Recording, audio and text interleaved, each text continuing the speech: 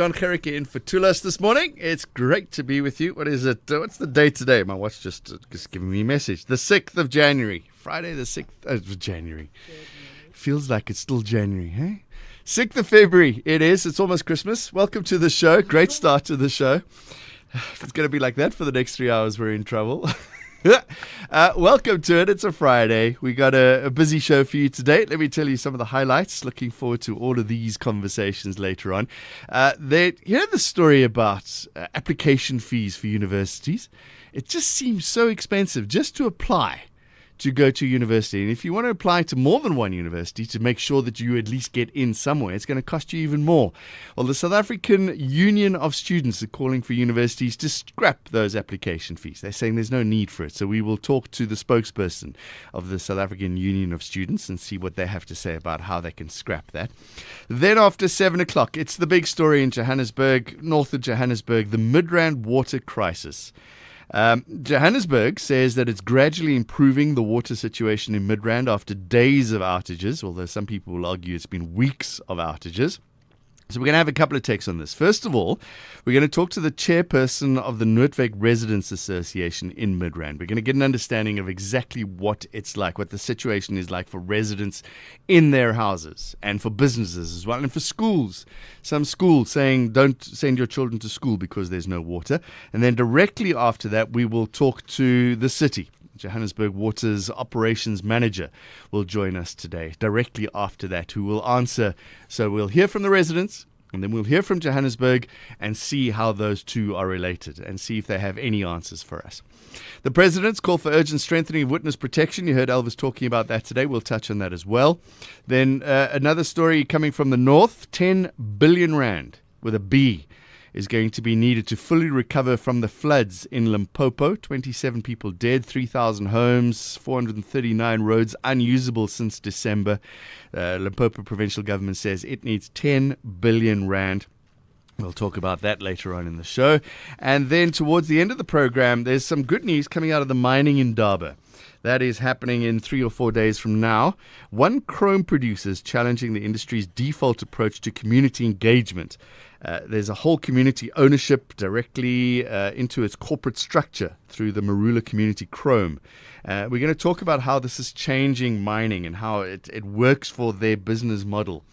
And it's a change in thinking from mining that normally happens. You know, normally you rock up at a community, you throw all the mines down, and you have all the dumps, and the community sort of suffer around the mine. Apparently, that's all changing now, and it has a great business incentive as well. So that's all coming up in the program. Welcome to it. As always, traffic, sport, weather, finance. It's a busy program. Let's get straight into the morning brief. Good morning.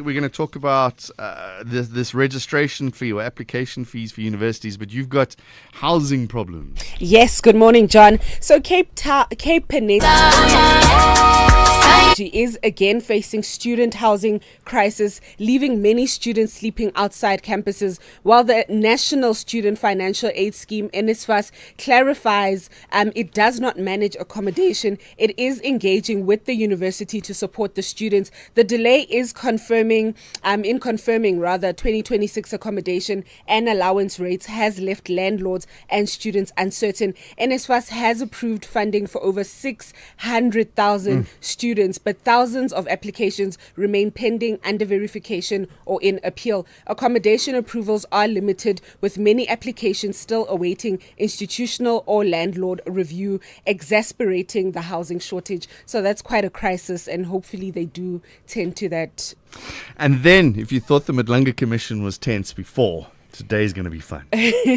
Of course. So ANC-linked businessman Suleiman Karim will have to testify before the Madlanga Commission after the Gauteng High Court dismissed his urgent application to block a subpoena compelling his appearance. Karim sought an interim interdict to prevent the commission from calling or coercing him to testify, arguing he had been unfairly labelled an implicated person without being informed of the full allegations or evidence against him. He also demanded the recall and cross-examination of witnesses who implicated him before he would testify. The court rejected his arguments, with Judge Denise Fischer finding that Karim was deliberately stalling the commission's work and imposing unreasonable conditions. The judge ruled that witnesses cannot dictate the terms to an investigative commission and struck the matter from the urgent rule, clearing the way for Karim to appear as scheduled. And then what's happening in Cape Town with the housing there, the Cape Town affordable housing provider?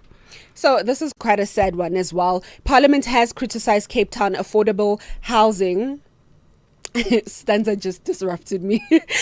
So Parliament has criticized Cape Town affordable housing provider Communicare, accusing it of lacking compassion towards struggling tenants amid ongoing eviction disputes. Communicare, which manages over 3,400 units, says while 95 to 98% of tenants pay rent, it still faces annual rental debt of about 35 million rand and cannot operate as a bottomless charity. The company has been involved in legal battles since 2020 over alleged illegal evictions, with more than 100 households, many with minors or elderly residents facing imminent evictions. MPs questioned why evictions continue while Communicare invests heavily in development and called for stronger government intervention and rent regulations. Communicare's CEO defended the organization's financial sustainability, urging the government to provide alternative housing or support for tenants unable to pay. So this is quite sad, and hopefully there is some sort of resolution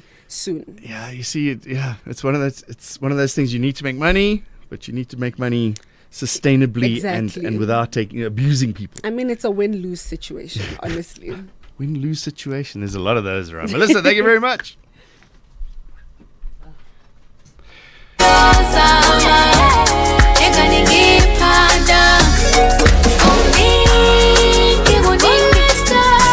It's impact-based warnings. First of all, a yellow level 2 warning, severe thunderstorms resulting in heavy downpours leading to localized flooding in susceptible roads, low-lying areas and bridges, as well as strong damaging winds, excessive lightning and hail, and damage to infrastructure and settlements expected over the eastern parts of the Eastern Cape, southwestern parts of KwaZulu-Natal, excluding the coastline.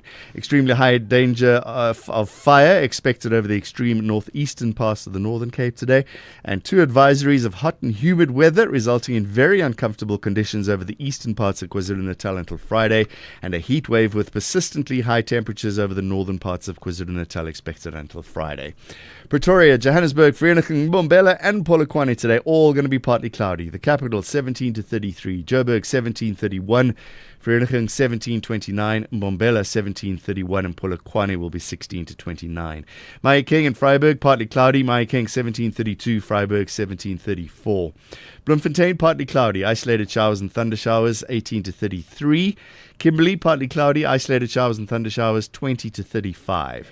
Uppington partly cloudy, isolated showers and thunder showers 25 to 35. Cape Town, partly cloudy this morning. It'll become fine. A moderate to fresh southerly to southeaster, 21 to 29. George is cloudy this morning and this evening as well, otherwise partly cloudy. A light to moderate southeasterly wind, 21 to 26. Gqeberha is cloudy, becoming partly cloudy. A moderate to fresh southwesterly wind. It'll reach strong by early morning, then become moderate southeaster in the afternoon, 21 to 27. East London's cloudy, becoming partly cloudy. A moderate to fresh southwesterly wind, becoming a moderate southerly in the afternoon, 20 to 28. Durban, fine to partly cloudy, isolated showers and thunder showers. The wind is a light northerly to northeaster. It'll become a moderate to fresh southerly to southwester from late morning, 24 to 32 in Durbs. Richards Bay is fine. It'll become partly cloudy this afternoon. Some evening isolated showers and thunder showers. The wind is a moderate to fresh northerly to northeaster. It'll become a light to moderate southwester in the evening, 23 to 38 in Richards Bay. And Pietermaritzburg, partly cloudy, scattered afternoon showers and thunder showers, 20 to 35 degrees.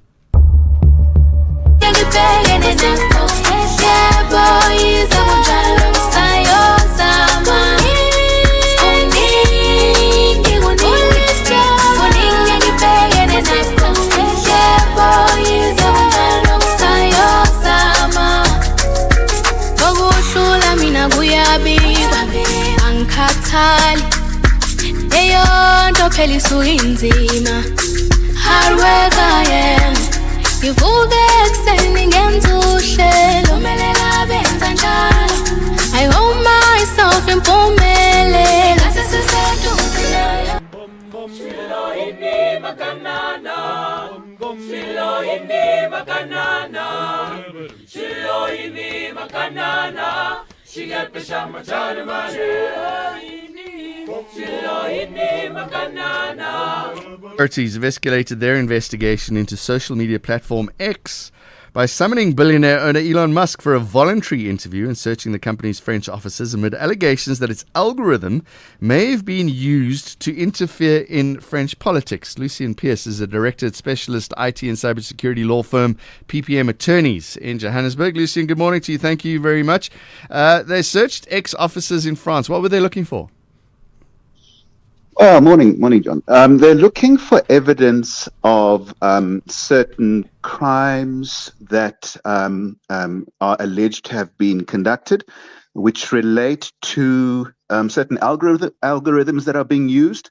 The main issues they're looking at, originally it related to influencing how algorithms send information to people.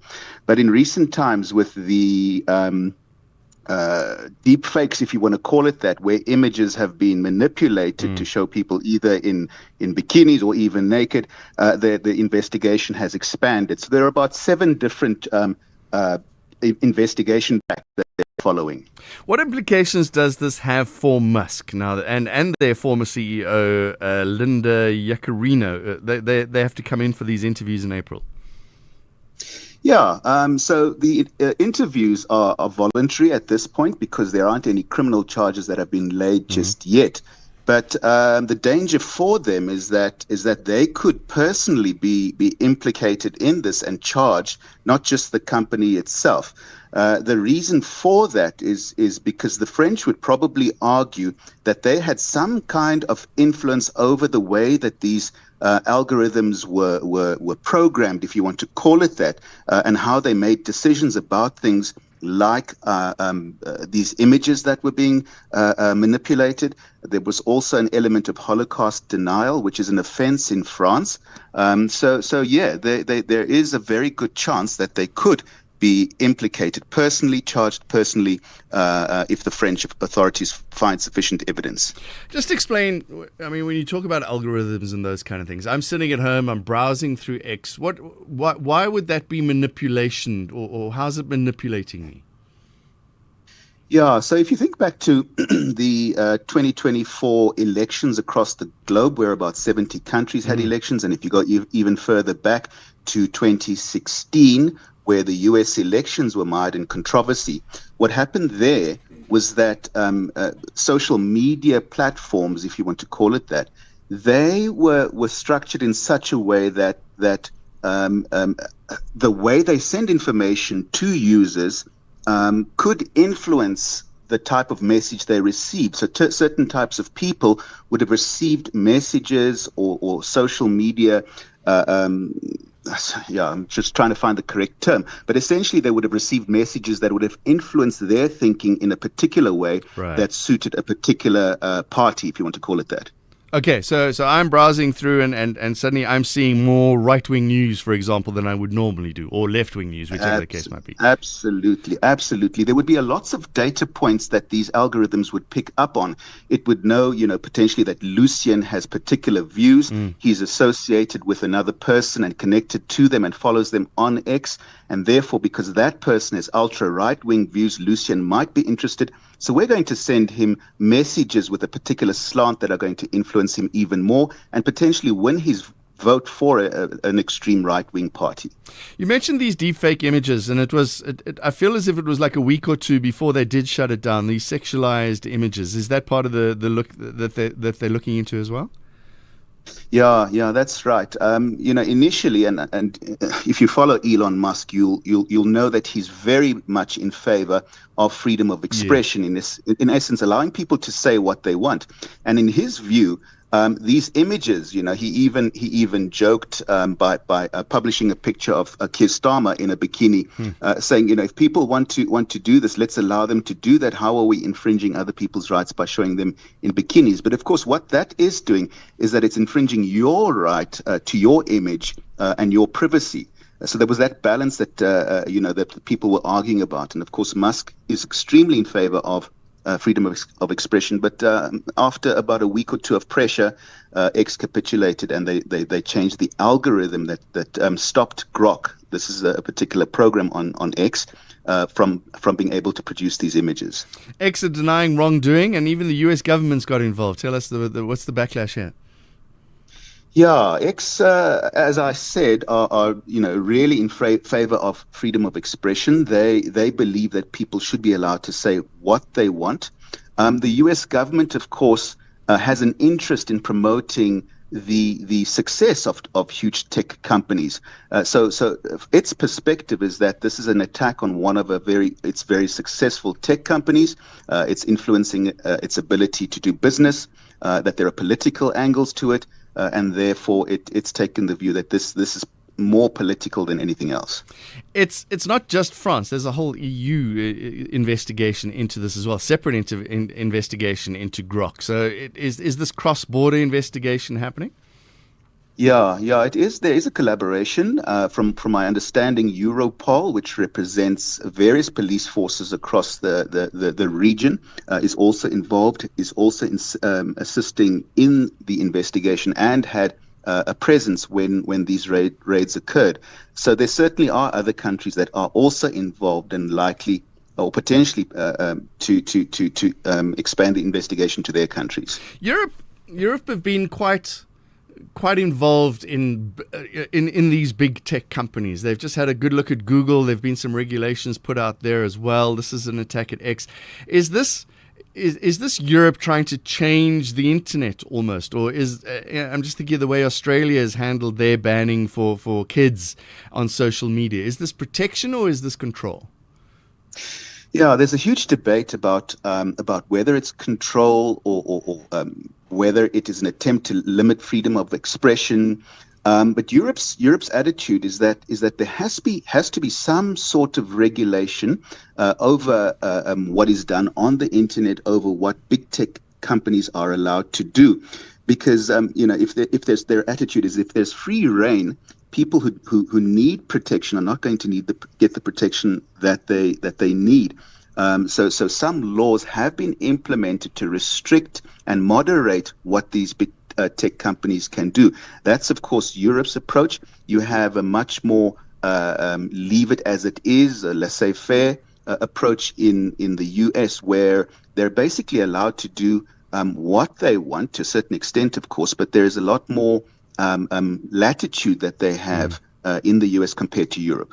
Well, we have to leave it there. Lucien Pierce, thank you very much. Director at specialist IT and cybersecurity law firm PPM Attorneys in Johannesburg. This is SAFM Sport with Zai Khan. Morning, Zai. Bafana going to meet Panama ahead of this World Cup. I'm excited about the World Cup. Oh, yeah. Tulas. That's okay. It's fine. I'll be called Tulas any day. Oh, well, he's probably in bed enjoying his day off. But anyway, listen, when you talk Panama, already my brain is on holiday. I'm thinking of beaches, but I guess... Bafana are not thinking about beaches. They're thinking about bruises because they want to get ready and geared up for World Cup action. That's the 2026 World Cup build-up. There's two March friendlies against Panama on home soil. Head coach Hugo Bruges saying they wanted stern opposition, and Panama, ranked 33rd in the world, offer the perfect physical and tactical test, and the fixture will help fine-tune combinations as Bafana prepare for the global showpiece happening in North America. Elsewhere, Leicester City have been docked 6 points in the Championship after breaching English Football League spending rules. An independent commission found the club exceeding the profitability and sustainability threshold, and that's by 456 million rand over the 2022-24 period, and failed to submit annual accounts on time. The sanction drops Leicester to 20th on the table, just above the relegation zone on goal difference. Let's go to rugby, where the Springbok Sevens forward Ryan Oosthuizen admits the team fell short of their own expectations after settling for fourth place at the Singapore Sevens tournament last weekend. Defeats to France in the semi-final and New Zealand in the bronze medal match saw the Blitzboks miss out on silverware and slip to third in the overall HSBC 7 Series standings. With the next leg taking place in Perth, Oosthuizen says the focus has to be correcting the mistakes. So it's just about having honest conversations with each other about the standards that we want to reach, putting your ego aside and putting the team first. But yeah, it boils down to just basically executing under pressure and just using the opportunities that we are given. So I think it's small fixes that we can rectify. On to tennis now. Ekaterina Alexandrova and the Czech teenager, which is Sarah Bajek, they've booked their places in the semi-finals of the Abu Dhabi Open. Second seed Alexandrova eased past Alexandra Ayala of Philippines with a 6-3, 6-3 victory, while the unseeded Bajek produced a dominant display to beat Britain's Sonia Catal 6-love, 6-2. Now Bajek will now face the third seed, that's Clara Tauson, for a place in the final, while Alexandrova awaits the winner of the last quarterfinal that was between Ludmila Samsonova and Hailey Baptiste. And finally, boxing, Deontay Wilder has offered words of comfort to Anthony Joshua, telling his heavyweight rival to stay strong and assuring him he's in his prayers following the tragic death of two of Joshua's friends in December. Joshua suffered minor injuries in a road accident in Nigeria, and that was on the 29th of December, that claimed the lives of Sina Rami and Latif Lats Ayodele.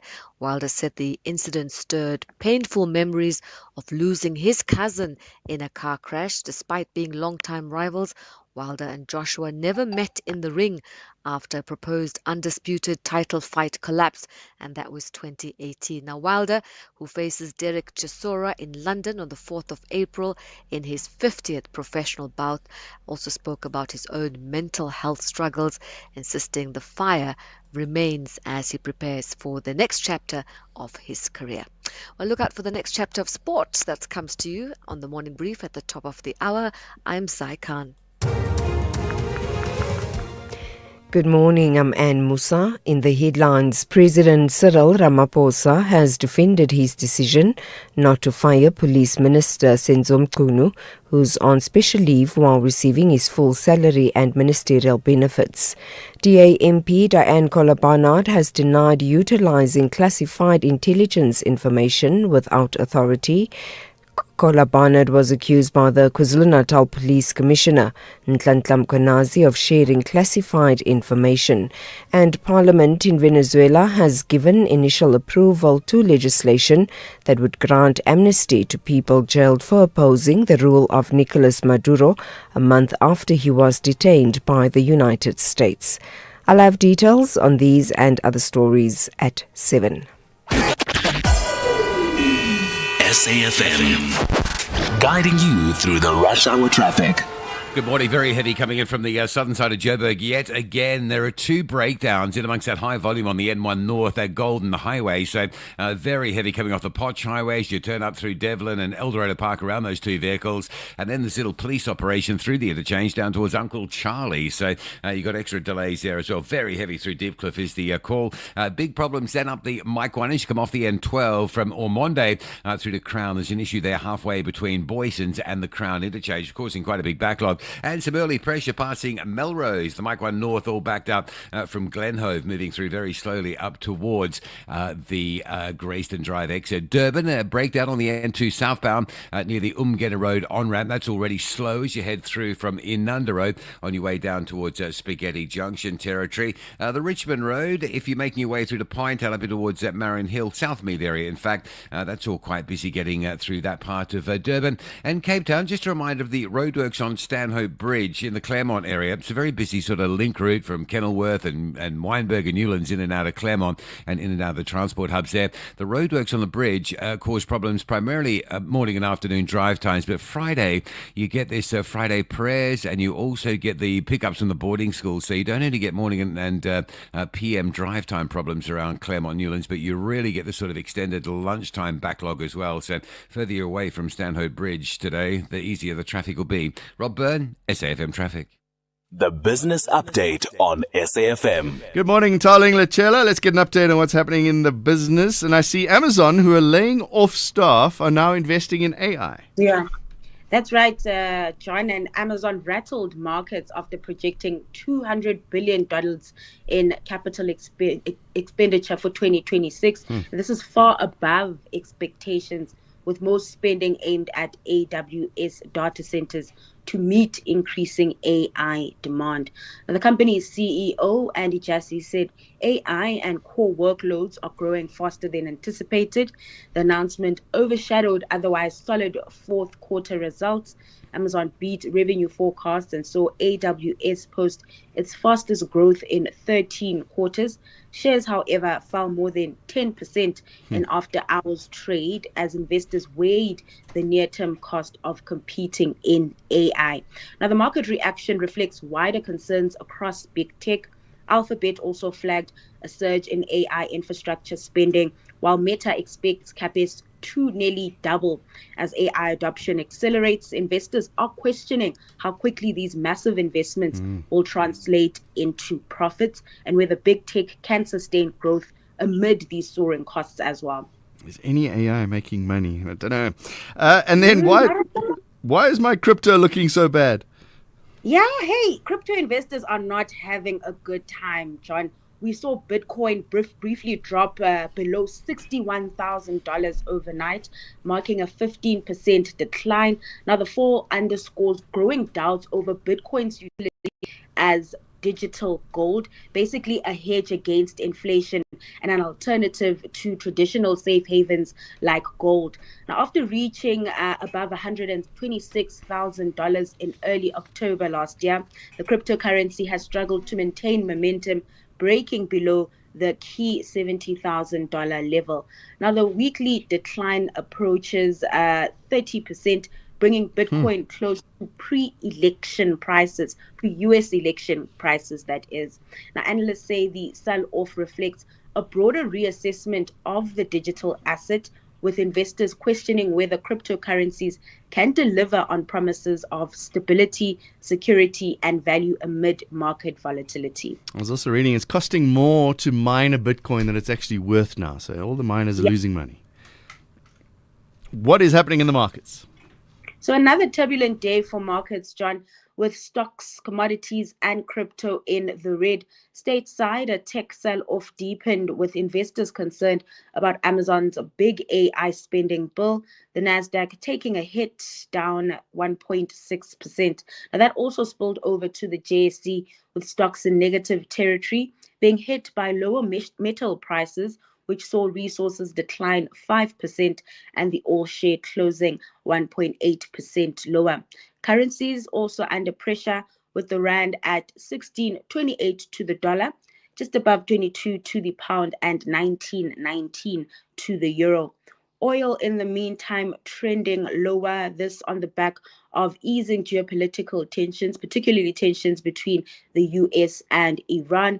Crude is currently trading below $67 a barrel. Over in Asia, markets on that front still in negative territory on the back of the global tech rout. Darling Lachella, thank you very much. More business coming up in an hour's time. We're going to find out about MTN.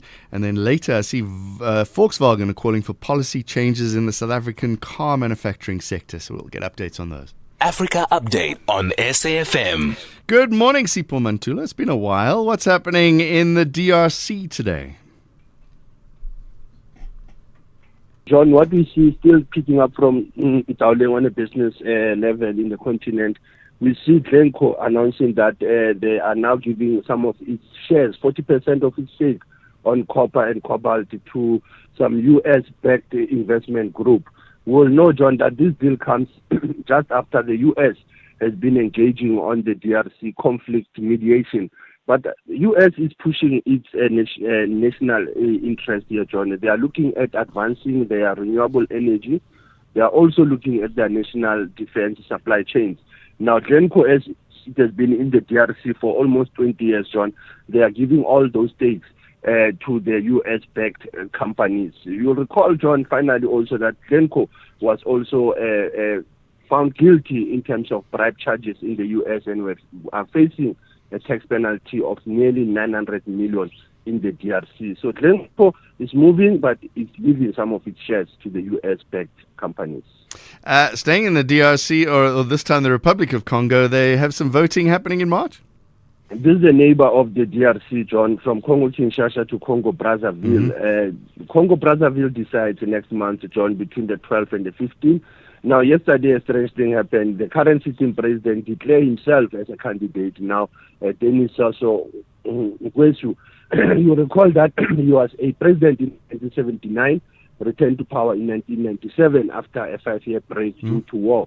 Now, he has announced yesterday, because that yesterday, day of the 5th of February, coincided with when he came into power in 1979.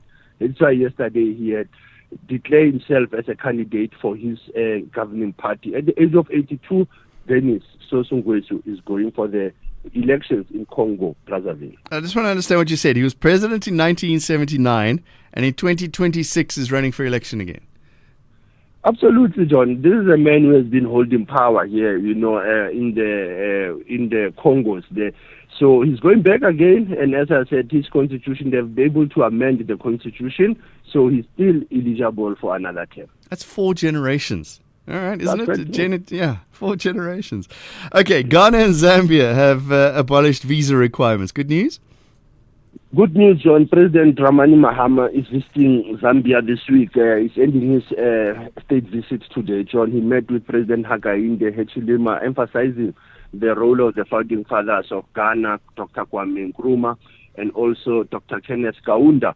Now, Mahama, as they were engaging, John, they look at the economic partnership, fostering ties between Ghana and Zambia. Now, the cross-border movement is once you waive the visa travel. Now, we can say West Africa and Southern Africa meeting, John, agreeing on those aspects of waiving the visa fees, and also the issue of encouraging tourism and what we call the soft power, John, cultural exchange between the students, entrepreneurs and workers between Ghana and Zambia. And that opens up businesses eventually to be able to move cross-border. That trade opens up as well with these kind of free border ideas, right? Absolutely. Then, speaking of the diaspora, Jamaica and Sierra Leone, I'd not seen this coming. Yeah, even this one, John, very important. When you look at Jamaica and Sierra Leone, this is a diaspora, Jamaica being far from Sierra Leone, but they are also emphasizing cooperation this week. When the ministers of tourism, they engaged on global tourism resilience and youth leadership. This is very important that Sierra Leone wants to commemorate the Global Tourism Resilience Day, which is on the 17th of February, John, and they are emphasizing on having an exchange between Sierra Leone and Kingston, Jamaica, as they have declared as Sierra Leone 2026 as a year of culture and creativity. Hence this meeting of minds between Sierra Leone and Jamaica to look at tourism impact, John, from the Caribbean as well as from West Africa. There's some similarities that they were looking at this week in Kingston, Jamaica. I guess there's horrible history, but a link between Sierra Leone or West Africa and Jamaica, right? Absolutely, John. There is a link when you think of West Africa. They always tell you about being taken as slaves to the Caribbean and coming back. Sierra Leone, Senegal, Ghana. Hence, they've opened many avenues.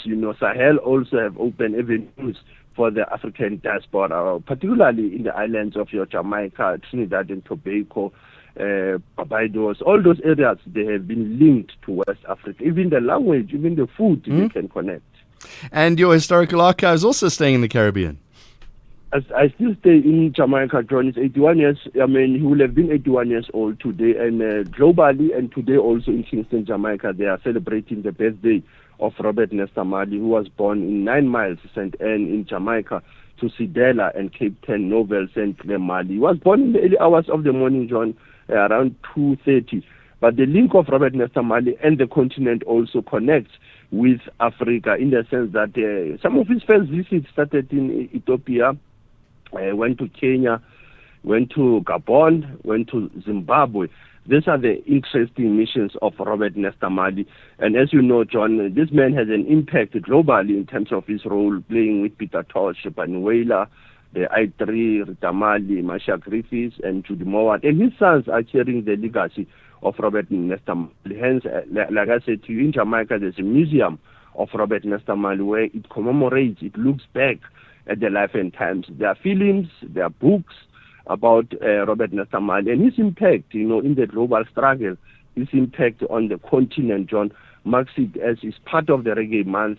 Jamaica, government of Jamaica declared 2008 as the Reggae Month, and also part of Black History Month. The Rastafarians, the reggae community all over, John, including South Africa, they are always commemorating this birth of Robert Nesta Marley. And over the weekend, there will be many reggae sessions, John, just to reflect on the impact of reggae music in the continent as well as in the diaspora. Asante sana, John, as you are still leading the Truvezation, SAFM, observing the Bob Marley Day. Sipho Mantula, thank you very much. It's 7:15. Welcome to it. This is season 1 of Playlist happening right here at Maloka, and believe me, it's a party. Set your reminder every Friday, 9 p.m. Playlist at Maloka is in the building. So you thought you were building a business in this economy, but day by day, somehow it grew. You kept going when the freezer didn't freeze, the bucket didn't budge, and the bank balance barely blinked. So you thought you were building a business.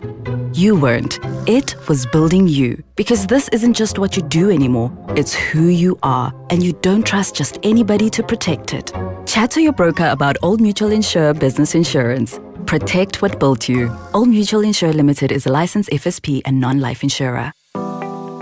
SAFM, in partnership with SABC CSI, is proud to support digital learning through our back-to-school laptop giveaway drive.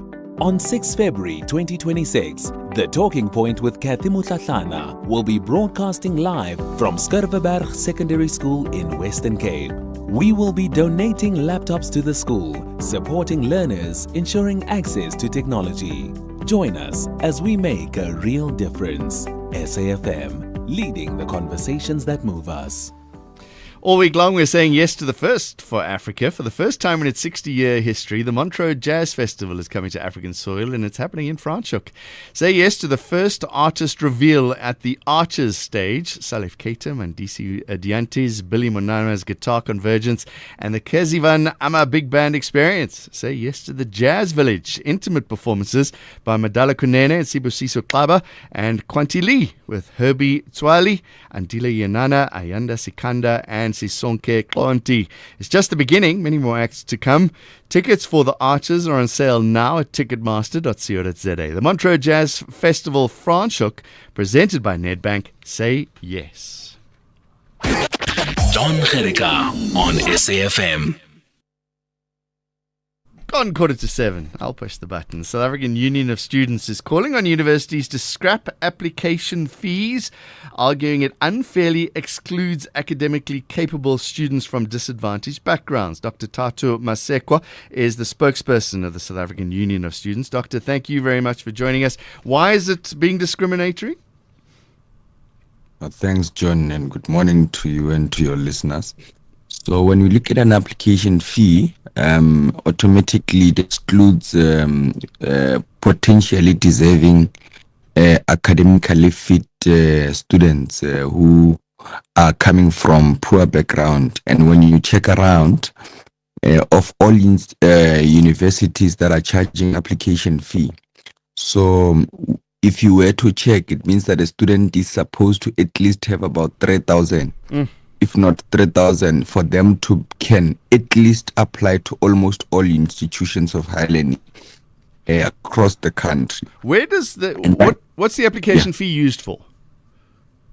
So that is what is our problem, is that there is no element of accountability of an application fee, and the money just goes and the universities use it however they want. Because it is not accurate, so you do not know the amount of students that are likely to pay this application fee, and it is just used as a barrier in order to exclude those who do not have. This is how we see it: is that it's money used as a barrier, for those who do not have, and you find most of the time those who are academically competent then get to be limited on where to go, which university they must apply to, based on the mere fact that there is a fee that must be paid in order for a student to can qualify, to can be in the pool to contest. Do the NSFAS fees cover this application fee? No, NSFAS does not cover this fee. So, which means that if you are an orphan, or you do not have anyone taking care of you, or you are from a disadvantaged background, the odds are that you are likely to be excluded from certain universities on the basis that you cannot pay for that particular course.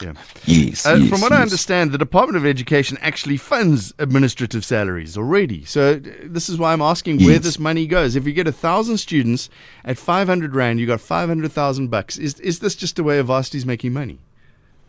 Correct. It's a money making scheme, and honestly, it's at the center of non-accountability. Because there is no element of accountability for application fee, because DHEAD gives people the money because they are employed. It's justified to say all administrative people get the money through this particular process.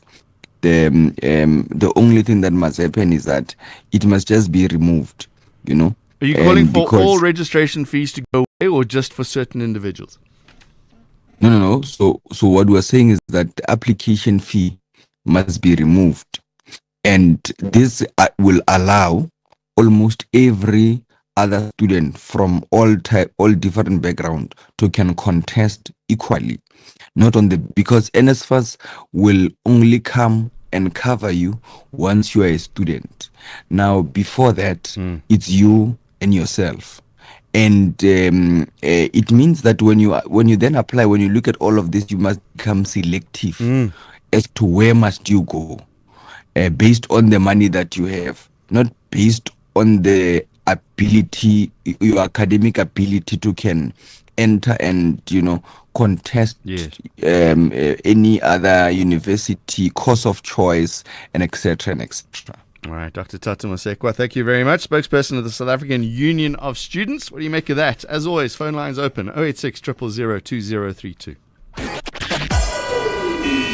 SAFM, guiding you through the rush hour traffic.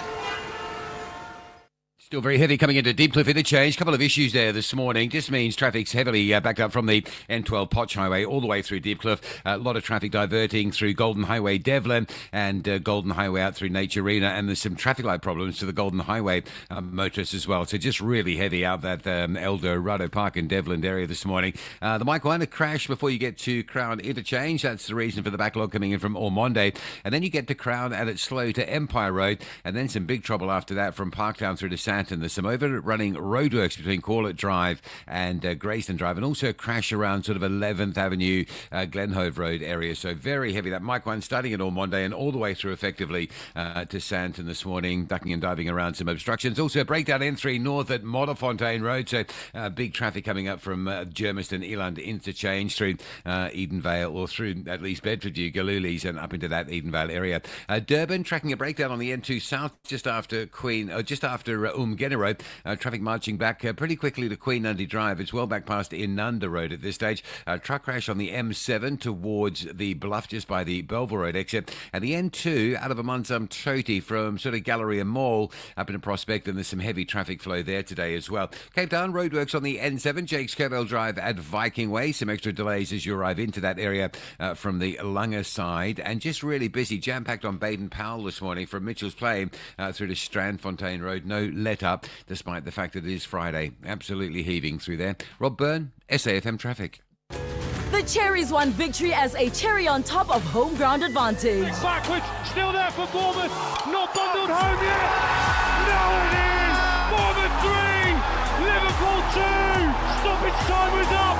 Meanwhile, the villains believe regular wins will position them in the top 4 bracket. Oh, what a goal!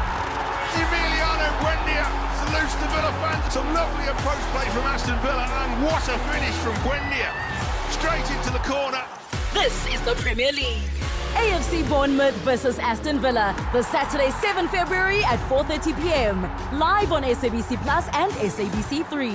Proudly brought to you by SABC Sport. For the love of the game. Abafana Bestende want this to be a happy weekend for their fans. But Mswenko boys want to brag with a win on their way back to Northwest Province. This is the Nedbank Cup Lost 32. More than a number. Catch Golden Arrows versus Orbit College this Saturday, 7 February at 5:30 p.m. Live on SABC Plus and SABC 1. Then on SABC radio stations at 6 p.m. Proudly brought to you by SABC Sport. For the love of the game.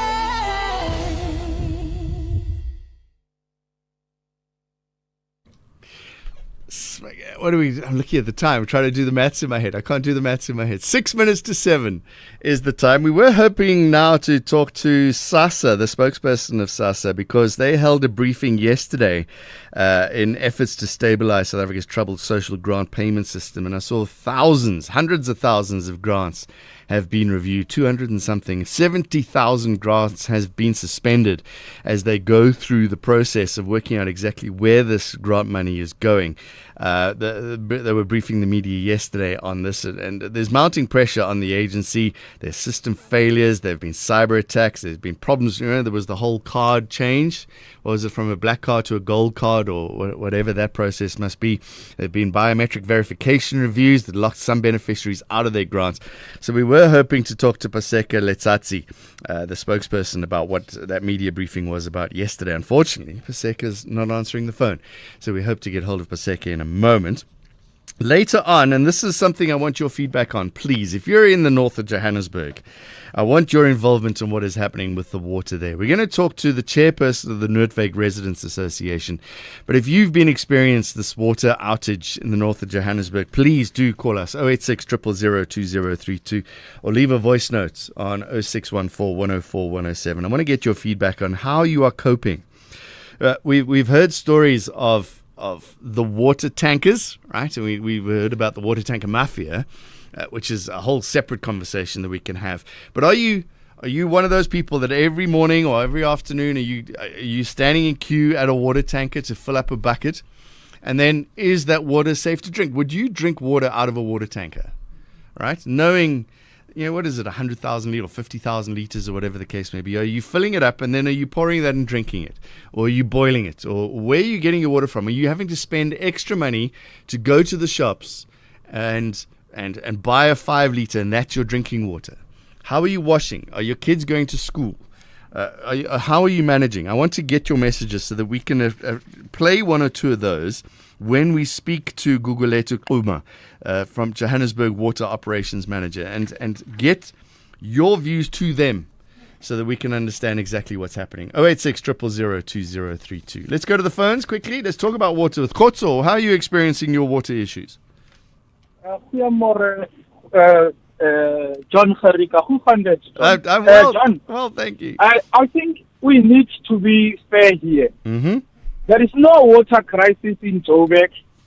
There is no water cut in Joburg. Here we are dealing with a sabotage. Remember, the Rand Water has managed to capture by the Jojo Tanks Mafia. 2 weeks back, they go to a Letabo power station. They arrive there and vandalize the infrastructure at the Letabo power station. After that, they come back. They say that they're going to deploy the Jojo tanks because they have electric cars. And now what they are doing, we know what this Jojo tanks mafia, what they are doing. They operating with the official from the municipality. And then after that, they started to block the water from the reservoir. Now they started to block the water from the reservoir. The people of Joburg, the only solution that they can get now is the only one solution that they can get. Are we not looking for an easy out and not blaming the city for maintenance? Let me tell you, John, here we are, the people of Joburg are facing the challenge from the Jojo Tanks Mafia. There is no water crisis. The Rand Water, remember before, the Rand Water, they were not aligning themselves with the officials, criminals, that are working with the Jojo Tanks. That's where the Rand Water officials were being killed. Today, the Rand Water is captured by the Jojo Tanks Mafia. Anything that comes from the criminals, the Rand Water must align themselves with them. All right, Kotso, talking about water, it's all about the criminals. We will talk to the city of Johannesburg and see if they have been captured. Gugulethu Xuma will be talking to us from Johannesburg Water's Operations Manager. We'll find out exactly what the operations are like. But first, we're going to talk to the chairperson of the Noordwijk Residents Association after the news at 7 o'clock. Let's take some voice notes. 0614 104 107. A reaction to the university application fees? Nah, John, let's be honest. I think, a lot of organizations in our country, they use poor people just to raise their organization's name. I mean, why would you want to apply for all universities in the country? Some of the universities' application fees about $100. The poorest of the poor from a young age, some of them, they get the grant. I mean, yes, it's not enough to say, but you don't need more than 500 to apply for more than 5 universities that you possibly will qualify for. No, come on now. Good day, John. Look, I'm hearing the guy that is talking about the administration fees at universities and that he thinks it's a money-making scheme. I think if you have to consider the amount of applications that are made out from students and the amount of administrative work that is required, you need a lot of temporary workers who have to cover that scope in order for them to sift through the people who are suitable and competent and qualified, to be admitted into the university. So there's a lot of costs that go into this type of exercise. People who are just hired on a temporary basis. Isn't that all computerized these days? And isn't it? And I realize you need, if it's all paperwork and all that, I get it. But isn't it all computerized? You have a computer program. You see, there's the matric results, and you say sort by one with the most A's. You go, well, I'll take that one, and that one. Isn't it that easy? Or maybe I'm just simplifying things a little too much. I don't know. And it is paid for by the department. They are administrative staff who get paid to do that. And is it hundreds of thousands of rand to call in extra workers? Take your calls and voice notes. 086 000 2032 is the phone number. We'll take plenty more after the news at 7 o'clock. Outsurance is in the business of saving you money on your car insurance premium. If they can't, ask for 500 Rand. SMS out to 30754. That's out to 30754.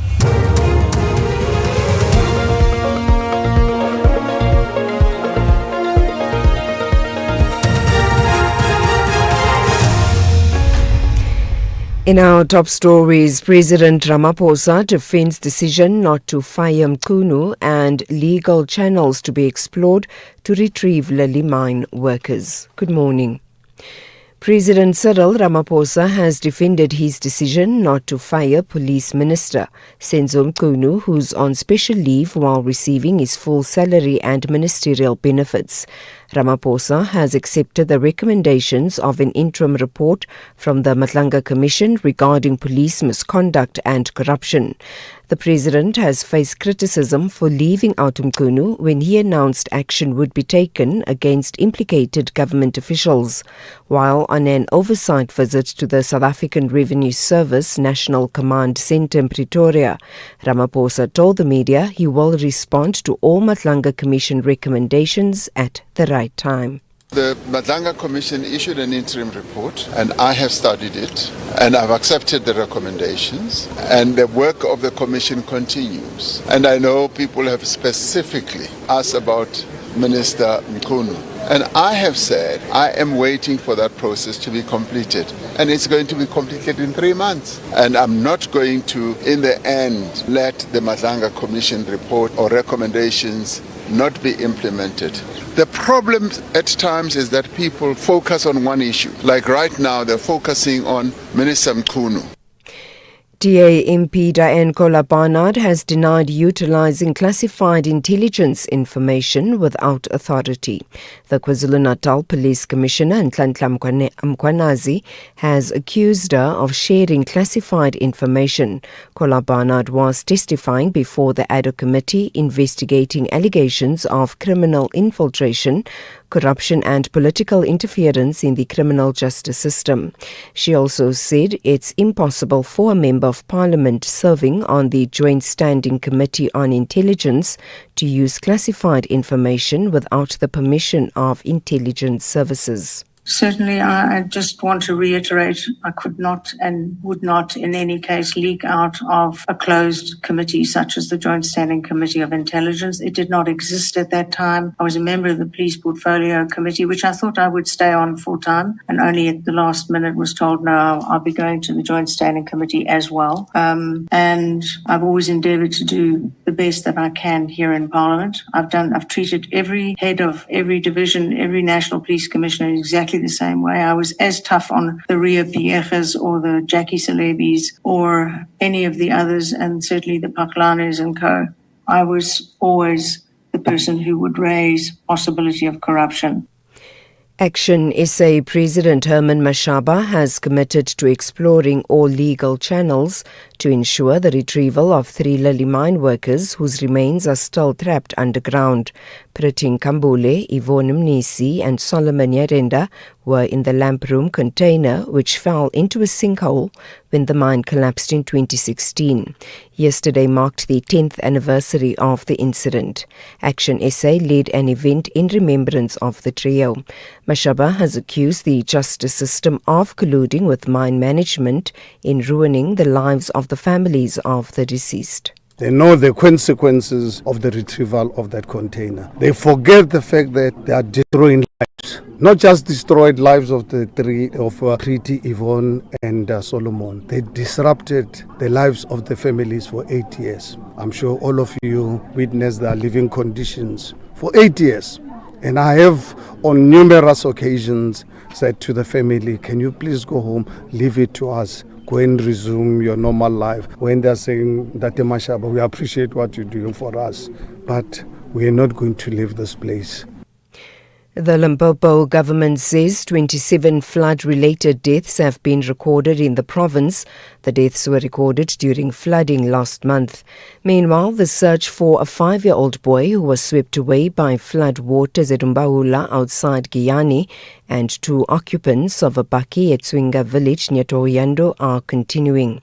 Premier Dr. Popi Ramathuba says they are prioritizing safety and relief for affected communities. The recent adverse weather conditions have resulted in substantial implication for planned public events. Our government, in collaboration with the disaster management teams and relevant stakeholders, is actively assessing and responding to the needs of affected communities. Our primary focus remains the safety and well-being of our residents, which involves ongoing damage assessment, relief intervention, and also urgent restoration of essential services. And finally, Venezuela's parliament has given initial approval to legislation that would grant amnesty to people jailed for opposing the rule of Nicolas Maduro a month after he was detained by the United States. The interim president has said it's an important step towards national reconciliation. The BBC's Louis Fajadu reports. It is a first step, and an important first step, it would seem like, towards meeting one of the main demands of the Venezuelan opposition. Of course, they have been denouncing for many years. There are hundreds of political prisoners still being held in Venezuelan jails. There is a process that would still need to happen for this bill to become a law. There is a period of public consultation and another reading by the national legislature. It's certainly a move that has been applauded, that has been welcomed by many people in Venezuela who have been demanding that the U.S. intervention should start to result in real political changes in Venezuela. Recapping the top story, President Cyril Ramaphosa has defended his decision not to fire Police Minister Senzo Mchunu, who's on special leave while receiving his full salary and ministerial benefits. For SFM News, I am Anne Musa. Outsurance will go out of their way to try and save you money on your car insurance. If they can't, ask for 500 Rand. SMS out to 30754. That's out to 30754. Leap into February with some great car insurance savings from Outsurance, like 45-year-old Jason, who saves an unbelievable 520 Rand on his 2025 Hyundai i10. Get a quote now, and if Outsurance can't save you money, ask for 500 Rand or 1,500 if you've been claim-free with the same insurer for 3 years. Why pay more when you could be saving? SMS out to 30754. That's out to 30754. A licensed insurer and FSP. T's and C's and information is online. It's a very good morning to you in your SFM Sports headlines. Soccer coach Eric Tinkler is making the Nedbank Cup Sekhukhune United's top priority. And we also bring you rugby with the Blitzbokke. They're looking for redemption down under in Perth. All the details just before 7:30. SAFM, guiding you through the rush hour traffic. Protea Glen Eldos, a lot of traffic today. There's a couple of breakdowns on the M1 before Dibcliff. Police interchange as you get through Dibcliff down to Uncle Charlie's. Crash at Crown on the Mike 1 North, so there's your third delay. And then you've got the backlog, the normal peak hour through Crown up to Empire. And then a combination of a crash and roadworks further up on the Mike 1 at Melrose through to Greyston, causing yet another delay. So basically, it's all the way through from Eldos to Santon. Yeah, it's a busy one today. Breakdown on the N3 North at Fontaine, so coming up from the Elands interchange side in Germiston, that's heavy, and a crash on the N3 North at Sprateview, causing traffic delays from Fosslerus area. Durban, a breakdown M2 South after Getty Road, that's quite slow coming through from Queen Nundy Drive. And Cape Town this morning, traffic light short timing, Bloberg Road and Kubergrad, the refinery side. If you're leaving Tableview, it's a heavy backlog on Bloberg Road this morning. With your traffic update, I'm Rob Byrne.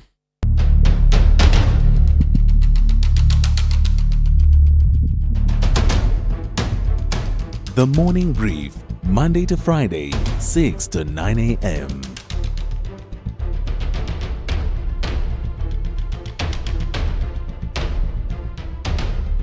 The Morning Brief, Monday to Friday, 6 to 9 a.m. 7:10, Jon Gericke in for Tulis. Good morning to you. It is the morning brief. Up in a moment, we're going to get an update on the Midrand water crisis. We've heard the one caller already, and there's calls and messages coming through. We'll play some of those. Then later on in the show, the Limpopo provincial government says it needs 10 billion rand with a B to fully recover from the devastating floods that claimed 27 lives and 3,000 homes being destroyed. 439 roads are still unusable. It's World Cancer Day this last week, so we're going to get an update on there. There's some good news. Discovery Health Medical Schemes released new cancer insights ahead of the World Cancer Day. That was previously. Tax professionals bracing for a shift in the VAT landscape. And later on, there's some good news coming out of the Africa Mining Indaba. All of that and plenty more in the next couple of hours. Batao Batamani plan to enter the battlefield with Limpopo heat. Meanwhile, as a Minyamangenkani, party, Yonkindao, Iparapara, Yaphumelela. This is the Nedbank Cup Last 32. More than a number. Catch Chakuma Chamatibandera FC versus Orlando Pirates this Saturday, 7 February at 2:30 p.m. Live on SABC Plus and SABC One. Then on SABC radio stations at 3 p.m. Proudly brought to you by SABC Sport. For the love of the game. It is time for incredible action on the tennis court. Mzansi Africa clashes with Montenegro. Emotions are pumped up by passion and thirst for victory. This is the Davis Cup World Group 2 playoff tie. Witness the World Cup of Tennis. Renault South Africa Davis Cup team versus Montenegro on Saturday 7 February at 11 a.m. Then on Sunday 8 February at 10 a.m. Live on SABC Plus, SABC 3 and SABC Sport on DTT Channel 4. Proudly brought to you by SABC Sport. For the love of the game. Eskom is upgrading old electricity meters with modern smart meters, giving you clarity, control, and confidence. With your new meter, you'll be able to see your usage in real time, giving you the power to manage your electricity with ease. Smart meters are accurate and help Eskom respond faster to issues. Please allow their authorized installers access to install your new meter. For more information, visit the Eskom website. Eskom, redefining for a better future. SAFM is streaming live now on Facebook, YouTube, and X at SAFM Radio. All right, let's talk about what's happening with the water in Midrand. Joburg Water says supply is gradually improving in Midrand. Days of outages. Many residents remain without water. The city's aging and fragile water infrastructure continues to buckle under repeated failures. We've also heard, as you heard with the caller, allegations of criminal activity happening. Bonginkosi Nklapo is the chairperson of the Noordwijk Residents Association in Midrand. Bonginkosi, thank you very much for joining us. Good morning to you. What's the current situation? Is there water in your taps? Good morning. Currently, we do have water. We woke up with water to bath, unlike yesterday. But today, the situation is better. How long has it been that you didn't have water? I'm tempted to say from December, because we had a stint in December that is similar to the one we had last week. But in the current situation, we had no water from somewhere Tuesday, Wednesday last week. How has this impacted you? Where are you getting your water from?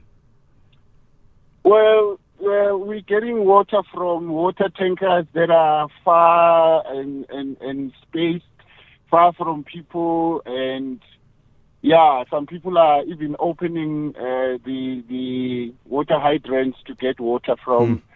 I sent you a picture yesterday of people queuing on a water hydrant, just to illustrate the kind of frustration that we're having. And the water tankers, is that consistent? In other words, you know when a water tanker is going to be at a certain area? No, we don't. We go to places where they're supposed to be, and they are not there. And there are some stationary JoJo tanks that are most of the time empty when you get there. So it's a chaotic situation. You have people walking around from one place to another. People driving around, and it's a huge inconvenience. And the water that comes out of those tankers, would you drink it? Hey, after boiling it and filtering and doing all sorts of things, but yeah, it's not a comfortable thing to have to do that. And there's a lot of people that has moved to buying water, which at some point was seen as a luxury for some people who can afford that. But now it is becoming a necessity where it's a choice between life and death situation. Well, Nkosi, how have scholars been affected? I've heard of schools saying don't bring your children to school because we don't have water.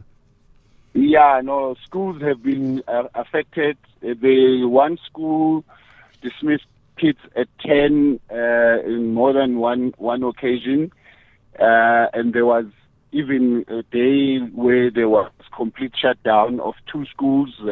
Parents were told not to bring their children to school, and yeah, so it is impacting on the kids. It's impacting on the education. It's impacting on the hygiene in the schools because the schools, when there is no water, they can't flush the toilet. And obviously financially it's huge. As you say, driving around, having to buy bottled water is just adding on. Do you trust the water in your taps now? You said there's water now, but I guess you just assume there's going to be nothing this afternoon. Well, you don't know when the water will run out. I mean, we now living with a situation where you have to always have a stock up of water in buckets and things like that, so that when the water disappears on short notice, at least you have something to carry you for a moment before you start running around looking for water tankers as well. All right, Bongi Nkosi Nhlapho, thank you very much. Chairperson of the Noordwijk Residents Association in Midrand. Listening to that conversation is Gugulethu Quma, Johannesburg Waters Operations Manager. Gugulethu, good morning to you. What would you have to say to Bongi Nkosi and the other residents up in the north of Johannesburg? Good morning to you, and good morning to the listeners. We do understand Midrand has been hit hard by the current water outages, rightfully so. We've been having challenges within the bulk supply in the area from the 21st of January, where we started to experience the power outages or power trips until the 31st. And there was also a leak immediately after that during last weekend. However, there is gradual improvement considering from where we come from, where the most reservoirs, there hasn't been water completely, and currently at least most of the reservoirs have water. There may be areas that we're still restoring supply on, and we really need to get water to everyone through the tap, because the water tankers are not meant to substitute the reticulation. They are meant to provide access and relief so that customers can be able to continue accessing clean water. Thank you. Gugulethu, you say it was the bulk supply, but Rand Water is saying they're supplying water as much as they possibly can, and it's Johannesburg's fault. Correctly, they are supplying, but what we are referring is those outages and the stoppages in the pumping operations, which compounded, as I'm reflecting, from the 21st until the 31st, including last weekend where there were challenges. But pumping from the outside of the bulk supply has resumed at full capacity, and we are trying to restore. Remember, those reservoirs came from being empty or critically low to start stabilizing, and there is a demand for water because the reticulation itself to the customer's depth have been empty, which means we have to cover up or restore that part of the reticulation before we can build capacity on the reservoirs. You heard Bongi Nkosi say it wasn't just this week, it's been since December. Correctly. We would have those kind of challenges. Sometimes it will be planned or unplanned maintenance that would have occurred, but I'm referring to what has been occurring from this period, which is from the 21st of January. And we did have a maintenance program that was covering December, January. That was a planned maintenance on the bulk supplier systems, your Palmit, your Ekenhof, and all their program was communicated, because we know it's a low demand season and most of the businesses have closed, and we utilize those periods to implement the planned maintenance. Those outages are referred to that kind of a planned maintenance, but we're referring now to these unplanned, which is the outages occurring from the 21st of January until now, and we're trying to stabilize the systems. All right, Gugulethu, as operations manager, are you happy with the current infrastructure, the maintenance that is currently happening, and because that are leading to these repeated failures? Rightfully so. There is a backlog on the infrastructure. We should have some of the infrastructure, the bulk infrastructure, like your reservoirs, should be there. The Midrand, if you're looking on the previous, we can even just look on the 10 years or 20 years or 30 years, you can see how Midrand has grown, and you can see in the next horizon of 10 years that Midrand is still going to develop.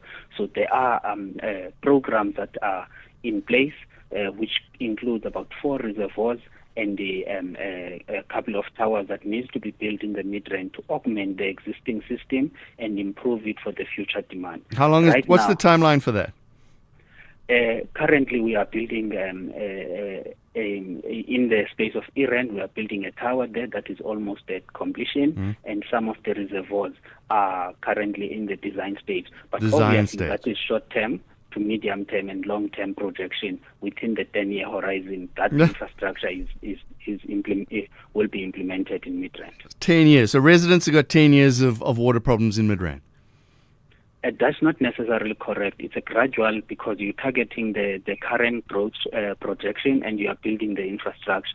To some extent, there is public-private partnership. Some of the bulk or let's say a new development, they also bring in the infrastructure through that kind of investment. Then there is infrastructure that is developed with those mega projects that you see happening, and that becomes inherited through the city infrastructure as well. Gugulethu, tell me about the criminal aspect here. There are accusations that there are criminals that are actually destroying the power and destroying the pipes on purpose so that the tanker mafia can take over. That needs to be investigated and be qualified. We cannot rule those out, but the power trips that have occurred, those power trips, they have occurred within the pumping infrastructure. However, we cannot rule anything, because there could be tampering, there could be other things that are happening maliciously, even without those power trips that were experienced by the bulk supplier during the month of January. There could be other elements where the water tanking business would want to ensure that they stay in business and cause those continuous outages where now that business would. But now I cannot speak about those until there's a formal investigation that is qualified, and then we can reflect on. Is there an investigation happening? Wherever there are accusations, like even criminal elements about vandalism of infrastructure, stealing the infrastructure, the hydrants and all that, there's always an ongoing investigation, and that gets handed over to the authorities, because Johannesburg Water can do so much, but it's definitely not in the space of doing the investigation, but it gets handed over to those that are given that mandate to investigate. Gugulethu, can you tell Bongi Nkosi he'll have water for the next week? Right now, Midrand is stabilizing. We will be having water, and we are praying that there are no other unplanned outages in the near future, so that Midrand can go back to its usual supply norms. Gugulethu Puma, thank you very much. Johannesburg Water's Operations Manager. Stay on top of all meaningful, top trending stories right here on SAFM. Leading the conversation. 24 minutes past 7. Quick interview about what is happening with President Cyril Ramaphosa, because he's urged strengthening of witness protection measures following this apparent attempted hit on a man linked to the Midrand Commission of Inquiry. Chad Thomas is a crime expert, director of IRS investigations. Chad, we hear a lot of talk about protecting whistleblowers and things. Do you think things are going to change? Good morning to you and the listeners. Our witness protection program definitely needs to be expanded and enhanced. It's not in a position to offer the type of security that one would anticipate which is surprising considering that 3.5% of the police annual budget goes towards VIP protection, where you see these blue light brigades. So if you're a politician, you're going to get good protection. If you're a witness, it's very difficult to get them onto the program. When the president speaks like this, do you listen to him and go, this is more talk and less action? I do believe he's serious. We saw decisive action when he came back from Brazil after the July 6th Mkonazi presser. We saw decisive action in respect of the implementation of the inquiry that's currently taking place. After December 17th, after he had received the report, he applied his mind and again came out with decisive action in terms of the IPID instructions and the establishment of a special task team within SAPS. So I do believe he's serious. We are in an election year, so I don't want to be thinking that this is because of politics and it's cheap politicking. I honestly believe we've reached the stage where the state has realized that they've neglected their constitutional mandate in terms of law and order, that there has been capture of our policing structures, there has been a deficit in terms of leadership because of the factionalism, and that they are in fact serious about changing this. How much does it fall on the Midrand Commission of Inquiry to protect their witnesses? Well, Midrand is an inquiry that don't have the necessary resources to be able to expand and enhance a program that's already in place. In fact, we have a Witness Protection Act, an Act of Parliament which legislates how witness protection is conducted and under what circumstances. And that falls under a component within the NPA and a component within the DPCI. So they would have to liaise with these particular agencies. And it wouldn't be about just getting the normal protectors that you would see in security companies. It would have to be a state-sanctioned project. But we also need to look at what's happening with witnesses and understand whether it is directly linked to the Midrand Commission. If you look at Witness D, which was Marius van der Merwe, who was assassinated, there'd been a prior attempt to assassinate him before Midrand Commission. He was involved in a lot of matters that involved serious criminality. He was involved in the dismantling of an informal settlement called Plastic City. He was involved in Zama wars between the Basotho and the Zulu. And there's been a lot of counter-allegations regarding the manner in which he had conducted himself over the years. So was it coincidental or was it directly linked to the inquiry? We don't know, and that's why we need a thorough investigation. When we look at the attempted hit on Viandre yesterday, Viandre is a very well-known member of crime intelligence. He's a SAPS member. He's been operating on the East Rand. He became quite controversial as a result of Witness D, Marius van der Merwe's statements, but again has worked on highly sensitive matters, has worked on investigating syndicates, and again, is it possible that it's coincidental? In my world, there isn't really much coincidence. We have to look for the root cause. And what worries me the most is that if witnesses are now using this as a reason not to appear, like we've seen with Ad Hoc, with Brown Mokgotsi, like we've seen with Paul O'Sullivan, it concerns me because this can, if we don't show a willingness to protect witnesses, and if we can prove perhaps that these witnesses weren't targeted because of Midrand, because of something else, if that can be done, at least we'll have witnesses coming. Otherwise, it becomes a convenient excuse not to testify based on these security concerns. All right, we have to leave it there. Chad Thomas, thank you very much. Crime expert, director at IRS Investigations. As always, phone lines open and your comments on that, 086 000 2032. This is SAF Sport with Zai Khan. Morning, Zai. Eric Tinkler, focusing. Yes, focusing on knockout football. I mean, John blink once and it's over. So yeah, it's all eggs in one basket for head coach Eric Tinkler when Babina Noko, they take on Highbury in Saturday's round of 32. Tinkler says his technical team have done their homework on the lower division side. We've obviously had the opportunity to see Highbury play a couple of games. Brand of football, very different to PSL brand, but that's expected. In the NFD, it's a dog-eat-dog world there. So, the effort in the game, the intensity in the game, those are a must. And I've explained that to the players. First and foremost, you have to come with energy and intent. Because your quality alone is not going to get you the result. So if you bring the energy and the intent, then yes, your quality can get you the result. So That's been the important message, but we know it's going to be tough. It's not going to be easy. Playing at a nice stadium, in my view, good stadium that will suit the brand of football that we want to play. So I think the decision to move the game there was a good one. That's Sekhukhune United coach Eric Tinkler on the morning brief. Elsewhere, Chelsea boss Liam Rossini accused Arsenal of showing his side a lack of respect during the warm-up at the Carabao Cup semi-final second leg at the Emirates. Rossini was seen angrily shouting at Gunners staff to stay on their half and not encroach on Chelsea's area. Arsenal went on to win 1-0, sealing a 4-2 aggregate victory.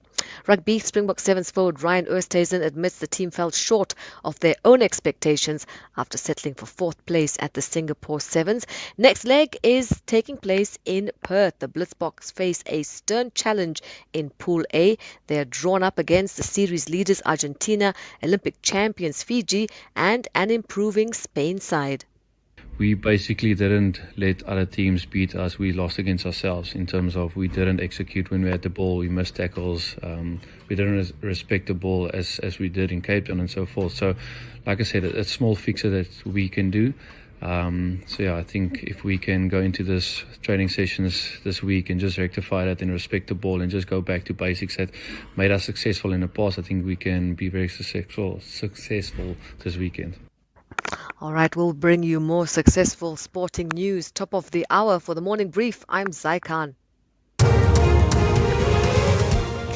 Good morning, I'm Anne Musa. In the headlines, the ANC study group on the ad hoc committee has defended National Assembly Speaker Toko Didiza's decision not to issue a subpoena to forensic investigator Paul O'Sullivan and businessman Brown Mokgotsi, saying the attacks on her are misdirected. The two have requested to testify virtually, citing serious security concerns. President Cyril Ramaphosa has defended his decision not to fire Police Minister Senzo Mchunu, who's on special leave while receiving his full salary and ministerial benefits. The president has faced criticism for leaving out Mchunu when he announced action would be taken against implicated government officials. And the Cuban president says his government is working hard to solve an energy crisis that's exacerbated by U.S. efforts to block oil shipments to the country. I'll have details on these and other stories at 8. SAFM, guiding you through the rush hour traffic. Good morning. If you have any plans to travel Mpumalanga, maybe in or out of Kruger Park, the road, the R40, one of the key routes in there, between Hazyview and Bushbuck Ridge, is closed and blocked again this morning because of protesting just north of Hazyview, in fact, just north of Marite, another big area in that part of the world. That R40 is solidly blocked and nothing getting through. Try sort of this afternoon, closer to lunchtime or into the afternoon for travel through that area. They're pretty good at getting those things moved out of the way quickly, but at this stage you want to avoid it. Joburg, the Mike 1, backing up from Boysons all the way through to a crash up before Grayston Drive this morning. The N1 from Bayers Nordia to Ravonia stays heavy. The N3 busy at Spraitview on your way to Heidelberg Road. N12 Benoni through Boxburg jam-packed. And the N1 from Devlin up through Deecliff Interchange heavy again today. Durban, the N3, if you're on your way inbound through Pinetown, there's a stationary vehicle by Paradise Valley. It's quite heavy from about the M7. There's all sorts of pressure on the N2 north and south between Spaghetti Junction and Umgena Road. South is quite heavy, coming to a breakdown. Northbound, heavy all the way through to Umgena Road. Cape Town, heavy pressure N1 all the way through from Belleville to the city centre. R300 Delft up towards the N1's busy. And traffic light short timing, Bloberg and Kuberg causing delays out by the refinery side of Tableview. With your traffic update, I'm Rob Byrne. The business update on SAFM. Let's get the latest to what's happening in the markets with Ntaling Nchela. Glencore walking away from Rio Tinto, Ntaling. That's right, John. A proposed mega merger between miners Rio Tinto and Glencore has collapsed, bringing an end to talks that would have created the largest mining deal in history. Now, the transaction would have formed a $260 billion group and the world's biggest copper producer, but Glencore walked away, arguing the all-share offer significantly undervalued its business, particularly its copper assets, and failed to include an adequate control premium. Now, differences over leadership and governance also weighed on the talks, with neither side willing to compromise on who would run the combined group. The breakdown comes as mining companies race to secure copper supply, driven by surging demand for electric vehicles, renewable energy, and grid infrastructure. While consolidation pressures remain strong across the sector, Glencore is now reaffirming its standalone strategy, betting that its copper growth pipeline and asset base can deliver long-term value without pursuing a merger. And MTN news? Yeah, man, MTN hit us with a 180. Yeah. It's weighing a bold move to bring cell phone towers back in-house, with talks underway to buy full control of IHS towers in a deal valued at more than 33 billion rands. Yeah. If completed, the transaction would see MTN acquire the remaining 75% of the continent's biggest tower company. The group says discussions are at an advanced stage, though there is no certainty a deal will be concluded. Now, the talks follow a period of stabilization between the two groups, including the renegotiation of tower leases in Nigeria and a renewal of thousands of tenancies across 6 African markets. Now, equity markets not liking the news. As I said, it hit us with a 180 there, with the share price down 5.7%. Talking to an analyst, Ahish Singh from MP9 Asset Management, he says the move is a reversal for MTN, which previously sold its towers to IHS as part of a shift toward a capital light model. Several analysts agree, noting that most telecoms groups are moving away from owning infrastructure to free up capital and reduce balance sheet risk. Now, the concern is that buying back towers could raise capital intensity and dilute returns, even if it offers greater strategic control. And what's happening on the markets this morning? Kicking things off in Asia, stocks are mixed. The Hong Kong Hang Seng plunging into the red, led by tech stocks, as the sell-off in that sector is not letting up. Meanwhile, the Japanese Nikkei recovering in the green this hour. Then over on Wall Street, futures are in negative territory. Traders digesting big tech earnings while awaiting jobs data due later today. And then coming back home, a pullback in precious metals weighing on trade, with local miners tumbling overnight and leading to a near 1.9% close in the JSE All Share. Losses spilling over to currencies, with the rand under pressure this morning, sitting at 16.23 to the dollar, 22.02 to the pound, and 19.16 to the euro.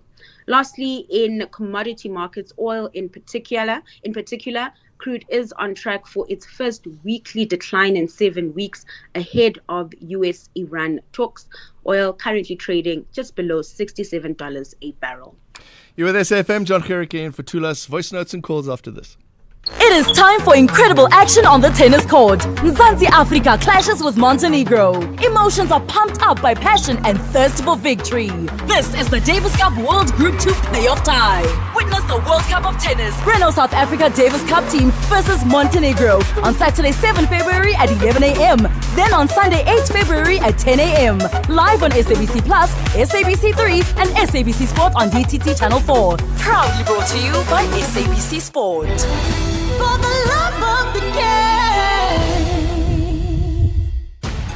Batao Batamani plan to enter the battlefield with Limpopo Heat. Meanwhile, as a Minyamangenkani, Party, Yonkindao, Iparapara, Yaphumelela. This is the Nedbank Cup Last 32. More than a number. Catch Chakuma Chamatibandera FC versus Orlando Pirates this Saturday, 7 February at 2:30 p.m. Live on SABC Plus and SABC 1. Then on SABC radio stations at 3 p.m. Proudly brought to you by SABC Sport. For the love of the game. SAFM, in partnership with SABC CSI, is proud to support digital learning through our back-to-school laptop giveaway drive. On 6 February 2026, The Talking Point with Kathy Mutlatlana will be broadcasting live from Skurveberg Secondary School in Western Cape. We will be donating laptops to the school, supporting learners, ensuring access to technology. Join us as we make a real difference. SAFM, leading the conversations that move us. This week, we're inviting you to say yes to music that feels close. At the Montreux Jazz Festival Franschhoek, the Jazz Village is where generations, genres and stories meet, with Madala Kunene and Sibusiso Xaba and Kwanti Lee, alongside some of South Africa's finest jazz musicians. These are the first Jazz Village artists announced. More performances still to come as the program unfolds. It's all part of a 3-day, multi-genre festival where Montreux meets Africa for the very first time. Tickets for the Archers stage on sale now at ticketmaster.co.za. The Jazz Village shows are ticketed per performance, with details coming soon. Say yes. Call us on 086 000 2032. Zig, you want to talk about the water issue? Go ahead. Yes, thank you very much, John. I think this is a grave danger considering what happened with the electricity mafia, whose leader, the CEO of Eskom, was in Parliament until yesterday. I heard he finally was let unprosecuted in Parliament to sit, and now he's gone away of his own accord. Now, is this going to be the same thing is going to happen to the water mafia, who is now threatening the commercial capital of South Africa, Johannesburg, in the northern suburbs up to the Midrand, and when with the same kind of water mafia that left Hammanskraal suffering from tropical diseases, and the same water mafia that left Kwakwa in the far eastern forlorn Free State suffering for more than a decade without water, but with water tankers supplied by the ANC comrades. All right, Zig in Randburg, thank you very much. Let's go to Thabo in Germiston. You want to talk about the ad hoc committee? Hi, good morning, John. How are you? Lega, thanks. Go ahead. Good, man. John, it's really pathetic. I've just saw now that the ANC has released a statement where they are supporting the Speaker of Parliament not to subpoena, Paul O'Sullivan and Brian Mogoti. This is pathetic, and I just want to say to you, John, and to the listeners that, then if that is the case, if Paul O'Sullivan is not going to appear in the ad hoc committee, and Brian Mogoti and the president, then why are we having this committee in the first place? The work of this committee, it's now being undermined by people who are supposed, particularly the president, the ANC and the speaker, because they're supposed to protect this committee. Now we've got this committee, the work of this committee being undermined, seriously undermined. It's a serious problem, John. It's a serious problem, John. And South Africans really need to come out very strong, to this nonsense. Do we not read into them not appearing as something as well? Sorry, do we not read with them not appearing? Do we not read something into that anyway? Their silence is louder than them speaking sometimes. Yeah, but you see, the fact of the matter is that there's very serious allegations that have been put against them, and then the only way to clear those allegations is for them to appear. And in terms of the work of this ad hoc committee, John, you're familiar in terms of how they work. The first day being evidence leading, the following days being, parties who are members of the ad hoc committee being given the opportunity to ask questions for clarity and all that. But if people are not going to appear before that committee, the entire process is jeopardized, you see. Yep. All right. And then that includes the president as well, you see. And we can't have rules and so on for certain people and other rules for other people and that kind of a situation. So it's a problem. The problem, John, because now the work, like I said, I just don't want to repeat myself, because the work of this committee, this committee now, it's been put in a situation now. All right, Thabo in Germiston, thank you very much. We'll take more calls and voice notes later on. It's 7:45. Big stories of the day. #The Morning Brief. Limpopo provincial government says it may need close to 10 billion rand to recover from those floods. 27 people dead, 3,000 homes destroyed, 439 roads still unusable since December.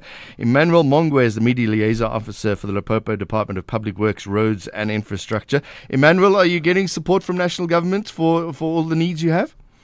Morning, John, and morning to your listeners. We We currently there is that engagement which is at an advanced stage.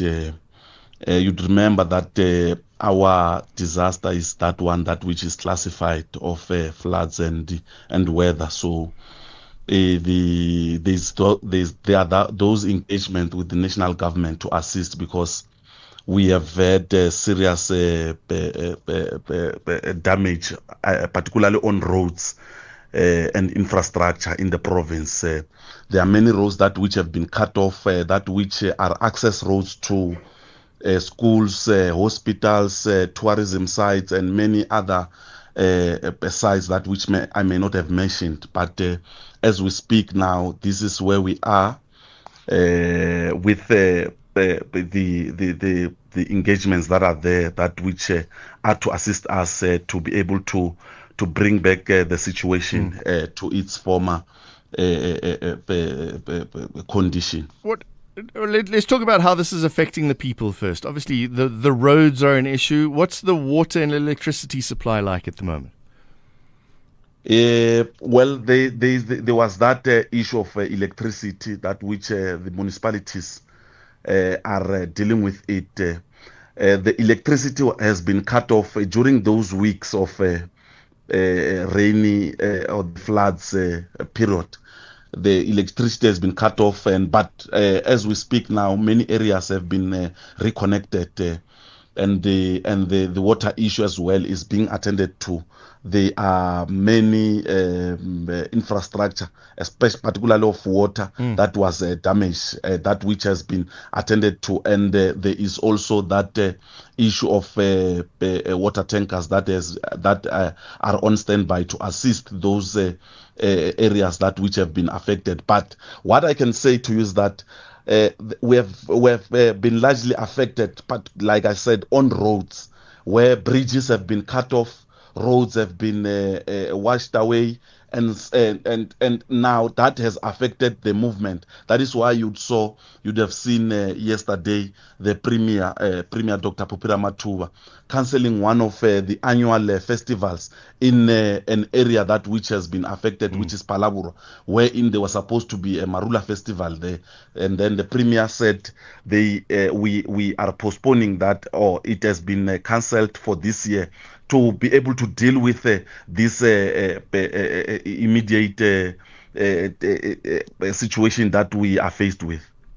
What is the timeline for repairs? And along with that, tell me about how the prices have increased. Originally it was 1.7 billion. We're at a figure of 10 billion now. Yeah, the time frame, there are roads that which, as a department, we are immediately reconnecting them.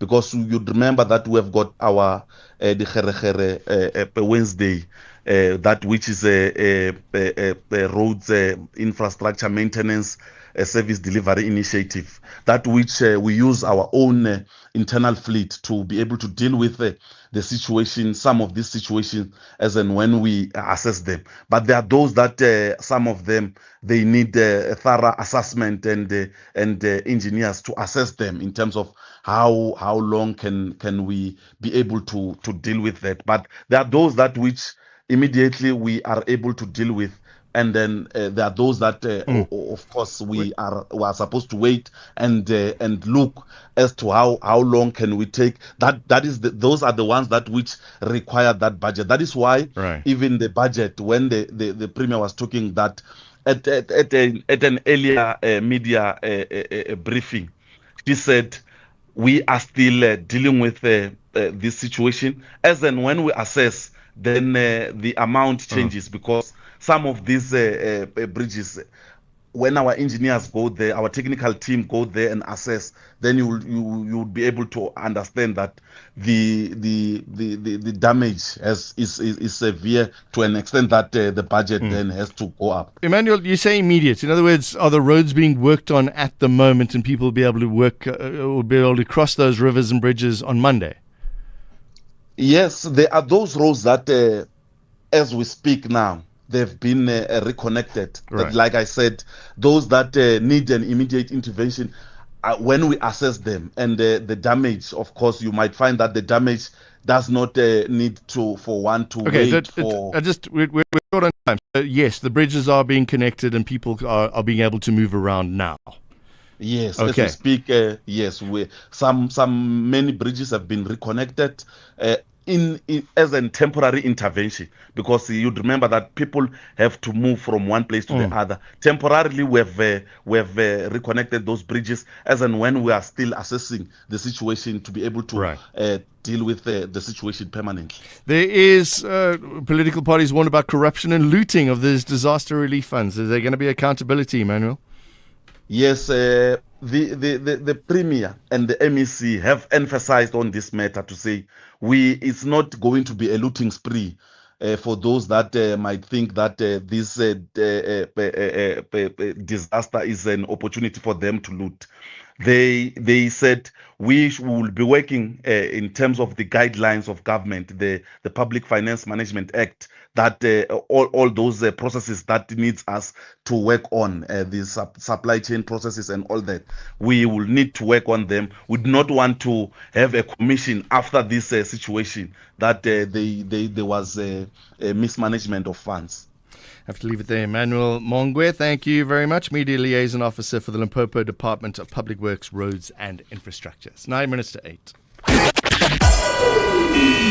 SAFM, guiding you through the rush hour traffic. Just want to give you an update. The R40 between Hazyview and Bushbuck Ridge still obstructed just north of Marite, which is the big sort of area between those two towns. Again, it's the MO where we see the protesters pull a truck, commandeer a truck, pull it across the road and block it for everybody else. Takes a couple of hours to resolve these situations. So if you've got to go maybe in around the Kruger Park and you were wanting to get up that R40 between Bushbuck Ridge and Hazyview, or just if you need to commute that way, maybe leave it a little bit later once the blockage has been cleared. Joburg's Mike 1 today, heavy. A combination of a crash and some roadworks in the Melrose area. Traffic all the way back to Boyson's with no gap. N12 Benoni Boxburg's heavy, and then Craft Road into Galuli's looking pretty thick and heavy as well. The N1 routing north around Pretoria, a breakdown near Rigel Avenue just past the R21, so that's quite slow.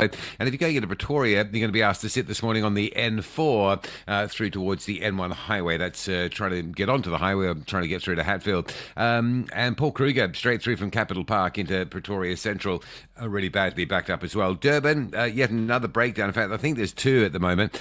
Southbound around Clare Road Bridge. So coming through from in Under Road side, very heavy. Also going northbound from the M7 through Westwood Mall.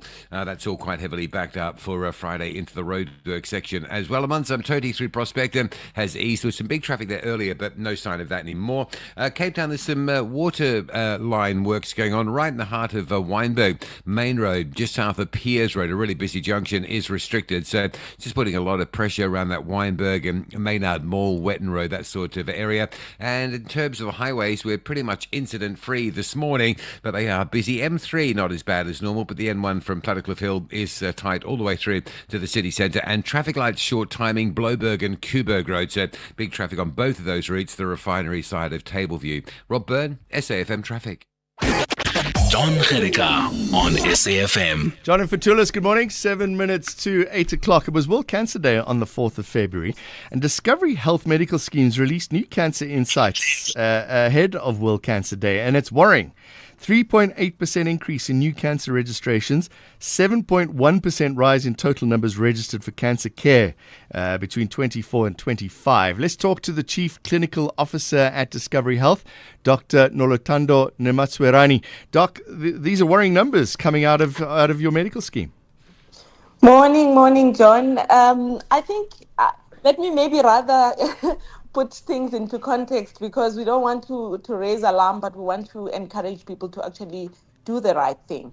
So when you see numbers going up, so new cases registering, as long as people are getting their cancers picked up early, because then you can still treat those cancers, you improve survival, so people can live and be cancer-free if it is picked up early, because it can be removed. Yes, not all cancers can be treated like that, but for the ones that we can screen for, we can get better outcomes. The other important thing, you spoke about the 7.1% increase in people who are living with cancer within our medical scheme. that's also not a negative thing, because it means that people are living longer with cancer. It means people are getting treated and people are living longer. So you get new people coming in as long as they're coming in early, and people are staying longer and well managed with their disease. So I think that is the message that we want to send across, to say, please get screened so that we can pick the cancers early, and we can make sure that you get treatment timeously to improve survival outcomes. Yeah, you've got this new personal paths or personal health pathway. So you actually, we all know Discovery and their miles. You've made people screen. So is that the reason you're getting more people actually trying to earn points and getting screened? So therefore, those numbers are obviously going to go up.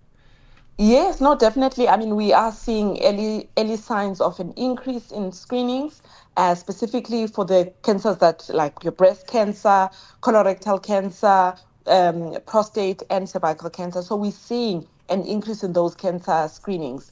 What's important about personal health pathways, remember, you do the right thing and you get rewarded.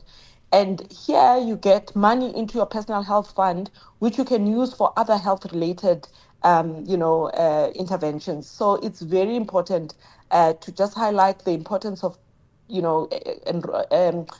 activating your personal health pathways so that you can benefit from this new innovation from Discovery. Cancer costs a lot of money. Cancer, 3.7 billion in 2025. Is this just adding to our financial pressures? Definitely. And I think what's important is that the later the stage of cancer, the more expensive it becomes. And unfortunately, the poorer the outcomes. So you may spend a lot of money in late stage disease, and you may still not live long enough, So that's why we're saying it's cheaper to treat cancer early, but it also means that you may live long. And you may be cancer-free. So I think that's important. That's the message that we want people to get. Let's talk about preventability. I see an interesting stat here that the World Health Organization, 40% of cancers are preventable through lifestyle changes. What lifestyle changes would I have to do? Definitely. So it's being physically active, eating well, not eating highly processed foods. So managing your weight. So if your BMI is within range, you are more likely then to not get the cancer. So it's those things, and then stopping smoking. For those people who are smokers, smoking is responsible for many cancers. We know about alcohol consumption. High alcohol consumption rates are also there.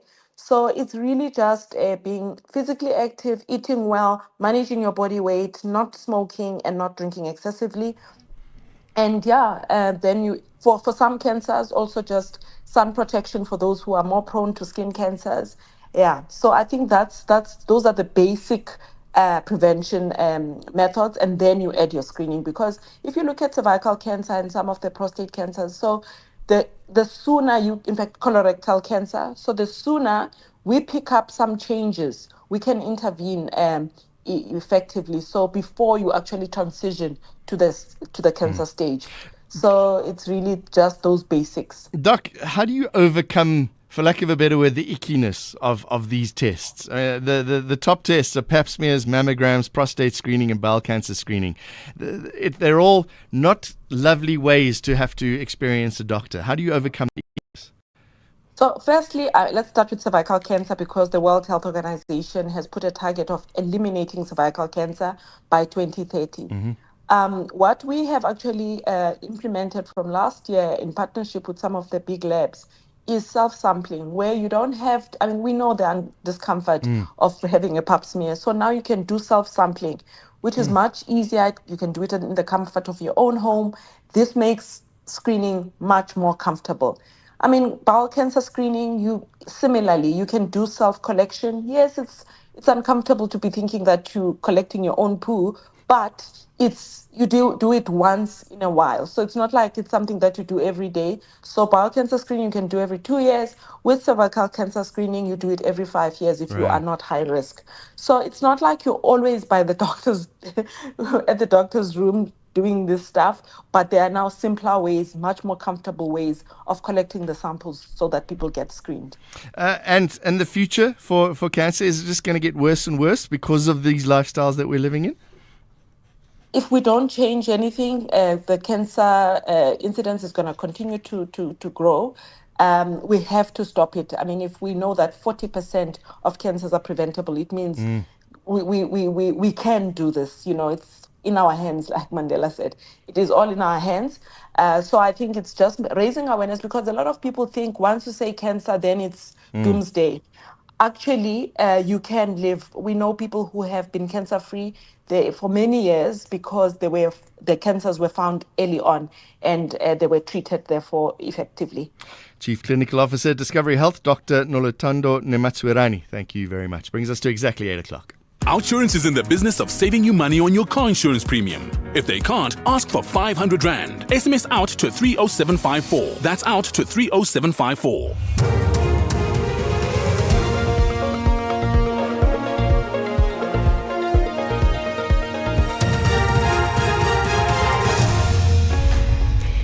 In our top stories, ANC defends Didiza's decision not to subpoena Mokgotsi and O'Sullivan, and Cuban president open to dialogue with the US. Good morning. The ANC study group on the ad hoc committee has defended National Assembly Speaker Toko Didiza's decision not to issue a subpoena to forensic investigator Paul O'Sullivan and businessman Brown Mokgotsi, saying the attacks on her are misdirected. The two have requested to testify virtually, citing serious security concerns. Parliament's ad hoc committee is investigating allegations of political interference and infiltration of the criminal justice system. The committee had sought to compel both Mokgotsi and O'Sullivan to appear physically for testimony. ANC Chief Whip and member of the ad hoc committee, Mdumiseni Ntuli, says the Speaker is not to blame. You can't blame the Speaker for advising us to follow the correct procedure. And I'm saying to you, this issue that the Speaker may be acting in a way that others in the past might have done, which were deemed by certain people not being in the best interest of the Republic of South Africa, is in this case completely misguided. If we were to follow a process other than what the Speaker has said, I can tell you, if Mr. Mokgotsi and Mr. O'Sullivan decide to take us to court, we're going to be an embarrassment in that court. And I don't think that we should fail to accept responsibility as a committee and begin to appropriate those problems and weaknesses to the office of the Speaker. It's an unjustified attack on the Speaker. President Cyril Ramaphosa has defended his decision not to fire Police Minister Senzo Mchunu, who's on special leave while receiving his full salary and ministerial benefits. Ramaphosa has accepted the recommendations of an interim report from the Madlanga Commission regarding police misconduct and corruption. The president has faced criticism for leaving out Mchunu when he announced action would be taken against implicated government officials. While on an oversight visit to the South African Revenue Service National Command Centre in Pretoria, Ramaphosa told the media he will respond to all Madlanga Commission recommendations at the right time. The Madlanga Commission issued an interim report, and I have studied it, and I've accepted the recommendations, and the work of the Commission continues. And I know people have specifically asked about Minister Mchunu. And I have said I am waiting for that process to be completed. And it's going to be completed in 3 months. And I'm not going to, in the end, let the Madlanga Commission report or recommendations not be implemented. The problem at times is that people focus on one issue. Like right now, they're focusing on Minister Mchunu.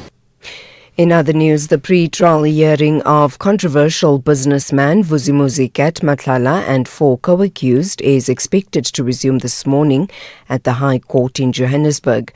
Matlala is facing 11 counts of attempted murder and a string of other charges.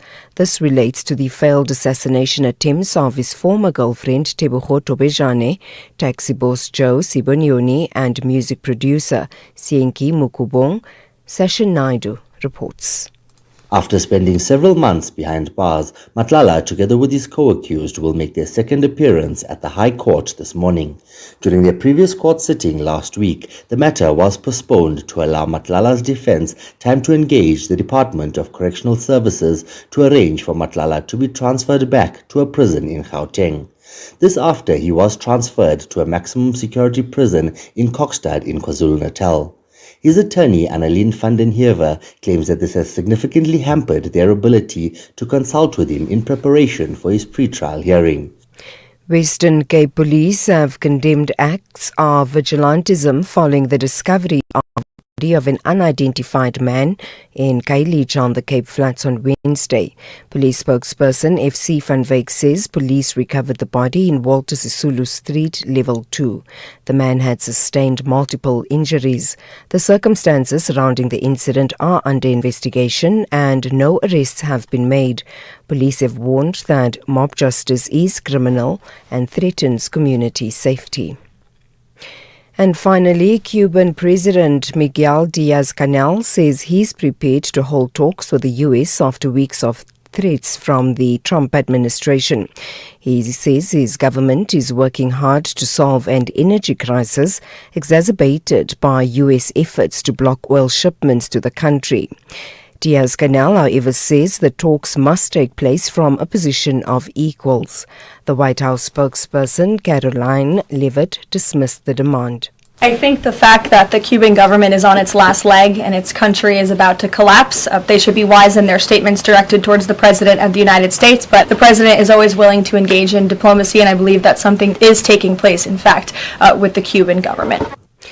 Recapping the top story, the ANC study group on the ad hoc committee has defended National Assembly Speaker Toko Didiza's decision not to issue a subpoena to forensic investigator Paul O'Sullivan and businessman Brown Mokgotsi, saying the attacks on her are misdirected. The two have requested to testify virtually, citing serious security concerns. For SAFM News, I am Anne Musa. Outsurance will go out of their way to try and save you money on your car insurance. If they can't, ask for 500 Rand. SMS out to 30754. That's out to 30754. February may be a shorter month, but with Outsurance, your car insurance savings could go the distance, like 35-year-old Zanai, who saves a whopping 1,180 Rand on her 2017 Mercedes-Benz GLA. Get a quote now, and if Outsurance can't save you money, ask for 500 Rand, 1,500 if you've been claim-free and with the same insurer for 3 years. SMS out to 30754. That's out to 30754. Outsurance, a licensed insurer and FSP. T's, C's and information online. It's a very good morning to you. In your SFM Sports Headlines, soccer, it's the depth and the discipline that's fueling Orlando Pirates' push for a historic quadruple. And we also bring you news from Siya Kolisi, who's drawing the line, saying, let rugby breathe amid the broadcast backlash. We'll find out more just before 8:30. SAFM, guiding you through the rush hour traffic. Good morning. Still jam-packed on the run to Sandton, straight through central Joburg, queuing pressure between Boysons and the Greyston exit. Crash near Corlett Drive and some roadworks underway there as well this morning. The N3 North Germiston through Edenvale stays heavy. The N1 Beyers Nordia round to Ravonia is quite bad. And if you come into Randburg on Malabongwe from North Riding through the highway to Stratham Park, there's quite a big backlog to work through there. Breakdown on Pretoria's M1 North at Rigel, pushing a queue back past the R21. Broken down truck approaching Town Hill. If you're coming in from Hilton towards Pietermaritzburg, there's a reasonably heavy queue. Couple of breakdowns on Durban's N2 south after Umgeni Road, so heavy pressure as you route down towards Spaghetti Junction. Northbound still backed up heavily from the M7 through Westwood Mall as well.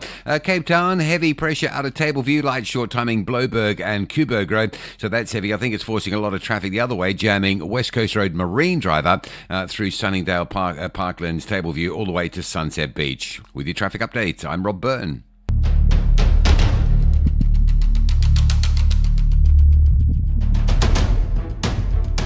The Morning Brief, Monday to Friday, 6 to 9 a.m.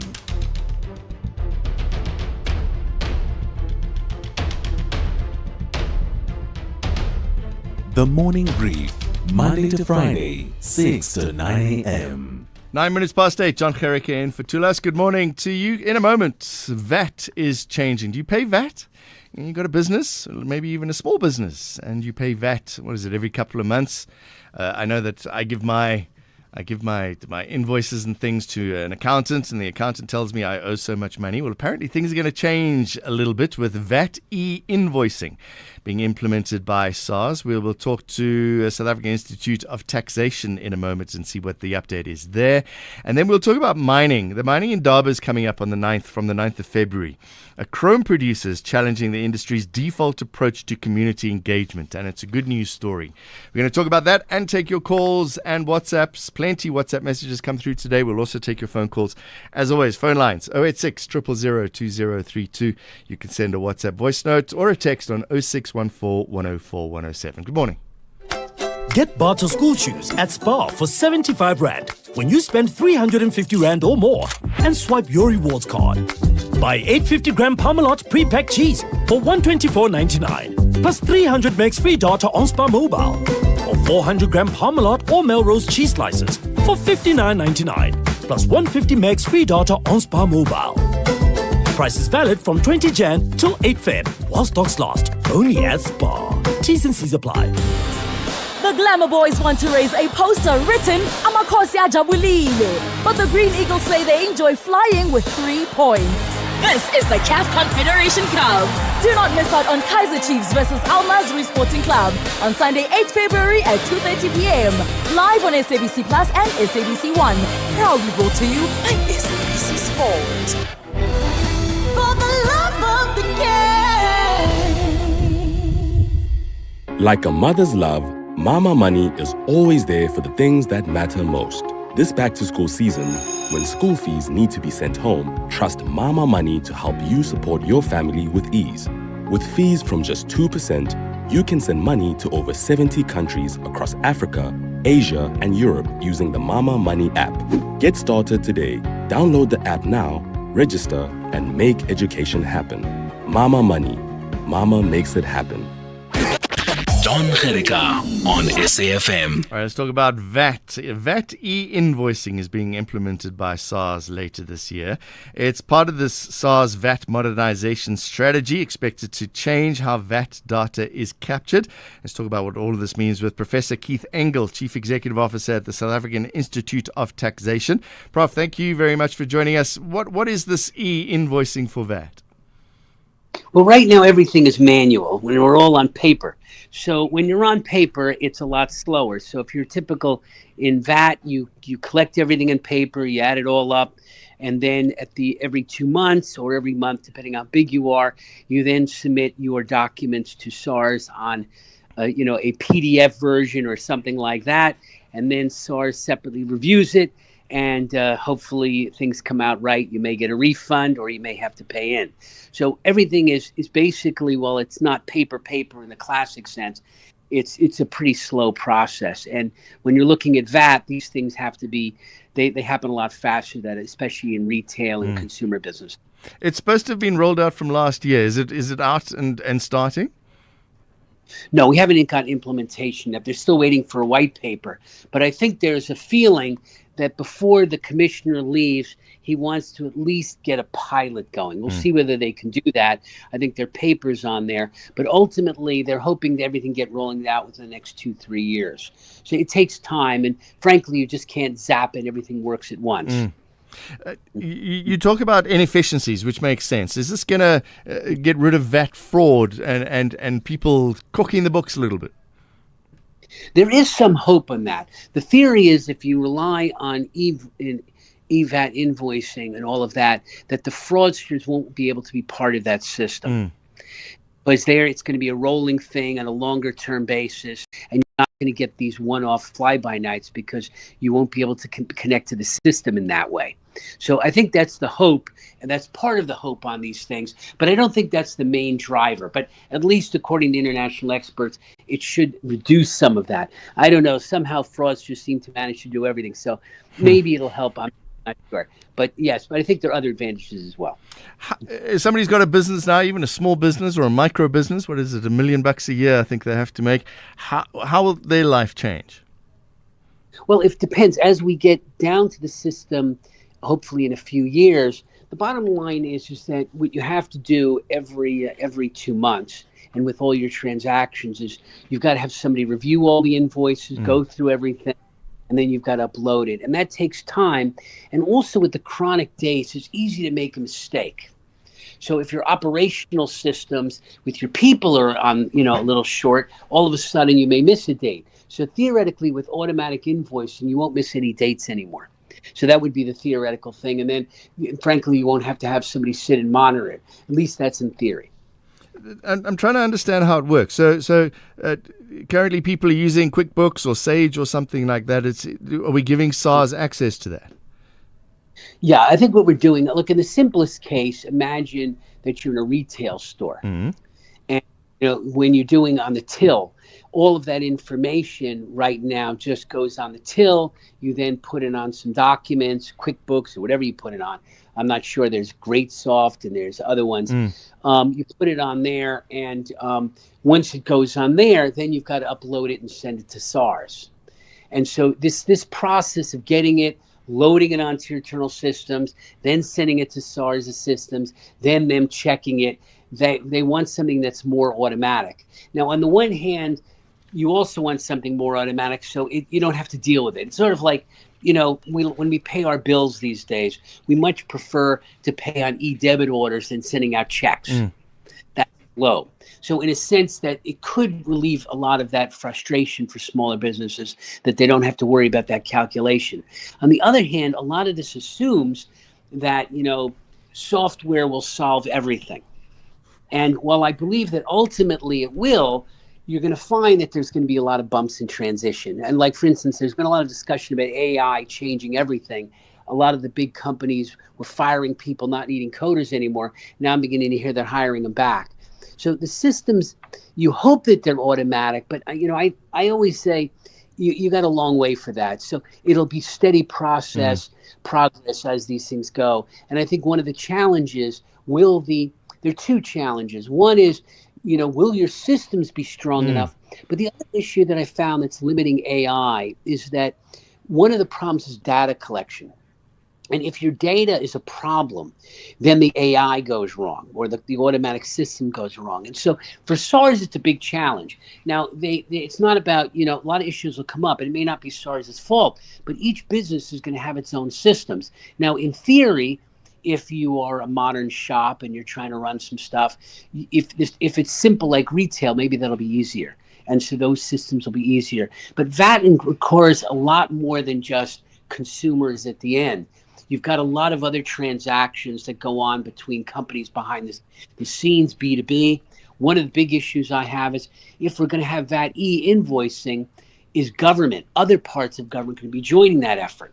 And frankly, it would be a great thing if they did, because I think we would pick up a lot of that tender fraud. So that would be useful, but I'm not sure if government is going to be jacked up on the other side. Maybe SARS is, but all too often SARS and Treasury are the leaders of the pack, and then other parts of our government are not so noble. Are banks buying into the system as well? Because I'm imagining SARS is just going to look at bank accounts a lot now. Well, they do anyway. The way the banks are going to get into it is for their own services. So one of the reasons why banks like it, a lot of banks like it, now again, it depends country to country, is the bank systems then, they can feed things through electronically directly. And in theory, that should also save them time. The biggest issue I think people worry about is the lack of control. So if you've got data that you're not watching closely, not that there's something evil in it, but it can easily have errors in it and things that are not being reviewed. And so it might send off false positives. So that could be the negative. But I understand that in the banking world, at least in other countries, that when it comes to all the financial services they're charging, that's where it would come up. Now, in terms of the bank accounts themselves, SARS already does have some access to your bank account. That's a bigger issue. One question I would also say is, there's VAT invoicing, but one of the frustrations I think that SARS has is that when people earn money, they don't separate the VAT earnings from their regular earnings right away. Now, one of the things you'd really want to see is that as you earn the money, and the government should be paid at the same time, that if those electronic systems are done, you divide it. And that would be a better way to go. The reason why I think it's also better for companies at the end of the day is it's better for them to just pay it straight away than hold on to it, especially smaller companies, because oftentimes if they hold on to it, they spend it. Anyway, it looks really nice in your bank account, and then suddenly 15% is gone. Exactly, and sometimes we play with that, and then we don't turn it over to SARS, and then we got a problem. All right, and as you say, a long process, 2028 maybe. Yeah, I think if you're going to see it steadily roll out, it probably happen with the banks and some of the bigger parties first, and then you're going to start seeing it go through. It takes time to implement things. It's easy to legislate, hard to implement, and the implementation isn't just SARS. It's the own private companies and all the other players. So it's not so easy. So problems come up. I don't blame SARS for it. It's a complicated process. IT sounds wonderful, but it ends up being a lot more work than you think. Professor Keith Engel, thank you very much. Chief Executive Officer of the South African Institute of Taxation. What's up? Why is there a horse in your driveway? You right, Savvy. Why drive a Mustang when you can ride one? What the missus say? Well, she had a bit of a long face, but now she's stable. If you need a backup plan, WeBuyCars can sort you out. Nah, Savvy, this thing is eco-chic. Stop horsing around, cowboy. Rather get one of these from WeBuyCars. What's the horsepower on that thing? More than one, Dolph. More than one. Don't be Dolph, be savvy. WeBuyCars, geared for adventure, geared for you. Abafana besithende want this to be a happy weekend for their fans. But Mswenko boys want to brag with a win on their way back to Northwest Province. This is the Nedbank Cup Lost 32. More than a number. Catch Golden Arrows versus Orbit College this Saturday, 7 February at 5:30 p.m. Live on SABC Plus and SABC One. Then on SABC radio stations at 6 p.m. Proudly brought to you by SABC Sports. For the love of the game.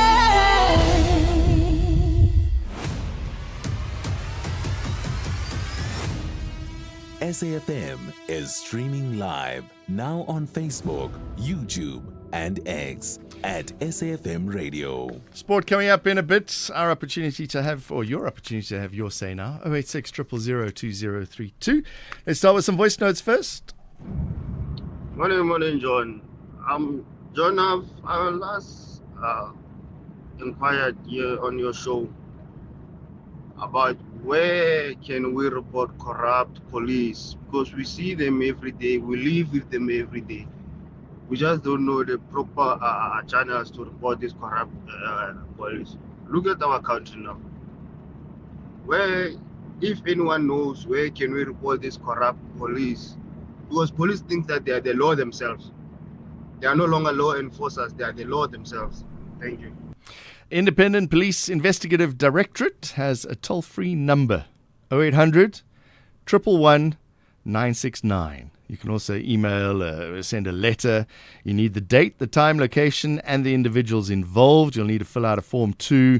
That's available from IPID offices. But I would start with that 0800 number. IPID, the Independent Police Investigative Directorate, 0800 111 969. ANC and Ramaphosa, they forgot their account to the people of South Africa. Still, Ramaphosa is defending his decision not to fire Senzo Mayo in our expense. In our expense. But they will come back and say, vote for us. But they can't take the decision. No, man. Come local election. They will be begging for our vote. Morning, SA. The gentleman that is talking about sabotage is actually the problem himself. Now that you know there's a sabotage, what have you done about it? What have you done about it? People are struggling. Let us not talk about the problem that you already know. Let us talk about the solution. What is the solution? What is it that you can do? The people need the basic service, which is water. You need to do something and stop pointing fingers at other people. Hi, good morning, John. Nico here from Midrand. I agree with the caller who says there's no water crisis in Joburg North, Midrand areas. Remember the servicing of the infrastructure, it was done in December 2025, where we didn't have water for about 2 weeks. Now in January, it's something else. They just closing the reservoirs. They're just not pumping the water. Not sure if it's the mafias or what, but the water is there. We don't have a water crisis. Thank you. Good day, John. So the modus operandi of when a particular SOE starts to fall apart, you see it with dysfunction and that company not being optimal. So, and I'm going on a limb here, but I would believe that rainwater has some kind of, if people dig deeper, they will find that there is some level of corruption there. Because it's the same modus operandi with all SOEs. You start seeing the crumbles from a distance. From 8:25 in Klantla. You want to talk about ShopRite? Yeah, John. Before I get to talk about ShopRite, tax effects.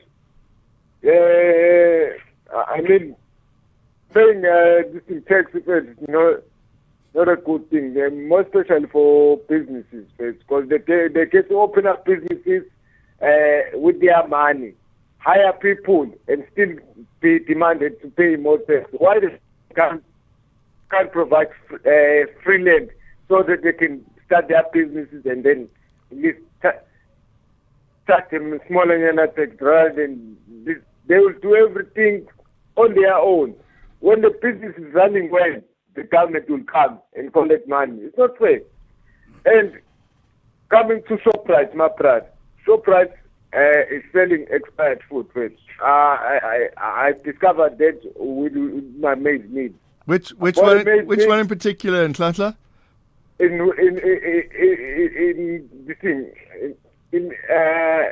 Durban, in Warwick Street. Warwick Street in Durban's ShopRite. Yes. For a maid's need there. I discovered after some time I've used it. It was about almost to get finished. When I checked it, I'm seeing some small worms and elements. What's wrong? And the funny part, when we check the expiry date, expiry date is fine. No, well, maybe you didn't look after it. It's been hot and humid in Durban, so maybe the weevils have got in there. John.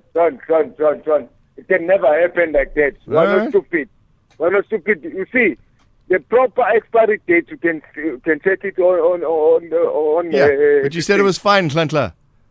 Sorry? You said it was fine. John, it's not fine. I throw it. All right, Nhlantla, we're going to have to move on. If it was the nighttime, Nhlantla Phones is my nighttime show. We have long chats with Nhlantla. Eunice, I'm going to squeeze you in quickly. I've got to take Zai with sports. Quickly, what's happening, Eunice? Yeah, John, I want to ask the question, can we say that is the president a cursed person? A cursed person? Why I say so, is he cursed? Cursed, Why I say so, because I've just read a tweet by the chief rabbi, Warren Goldstein, who says the president is a cursed person, the ANC is a cursed party. And look, since this Gaza genocide, the chief rabbi has been going on a series of coming out with videos and online statements where he's been raving and ranting and calling the president and the government all sorts of names. Now, his latest online thing where after the charge affairs was expelled from here, he now says that the president is a cursed person and going on and on and on.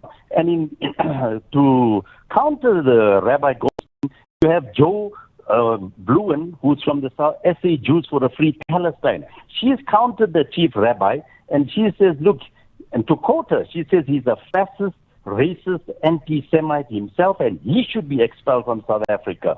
Now, I think maybe and I'm surprised that the media haven't picked this up and haven't interviewed both of them, because, you cannot have the chief rabbi who says what's happening in Gaza. He actually says it's a just war. When you have thousands and thousands of men, women, and children who've been bombed and slaughtered there, and he condones that type of behavior by the IDF. So it's actually mind-boggling that you can have a chief rabbi who's supposed to be on the National Religious Forum here, and included in the debate you have, for example, Redi Slabi, South African journalist who's based in the US now, and she's come on board and she's counted and says what type of behavior the chief rabbi had when she was at another radio station where he came raving and ranting outside her studios. And I think it's a debate to be followed, and I'm surprised the media haven't picked this up. And to me, this is appalling. You can have a behavior like this by a so-called religious person. And I think it's worthwhile investigating and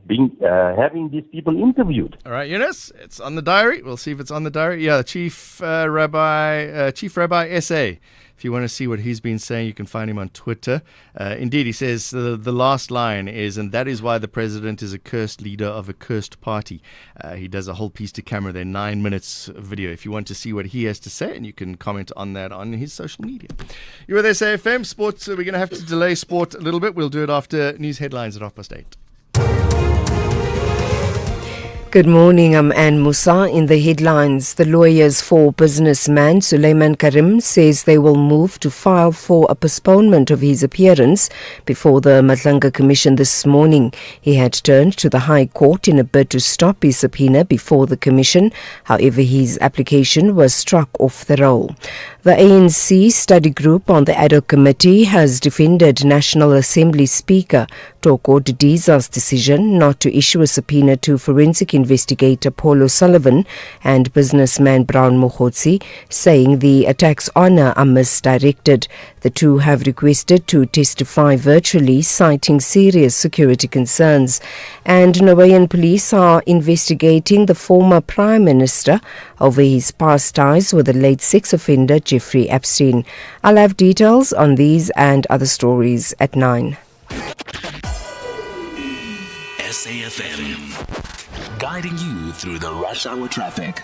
Still very heavy through central Joburg on your way to Sandton this morning. A couple of issues around this. Roadworks overrunning overnight roadworks. They've run well over into this morning's peak hour. Between Caller Drive and Grayston Drive, double lane closure there. Very heavy all the way back to Crown Interchange. No gaps.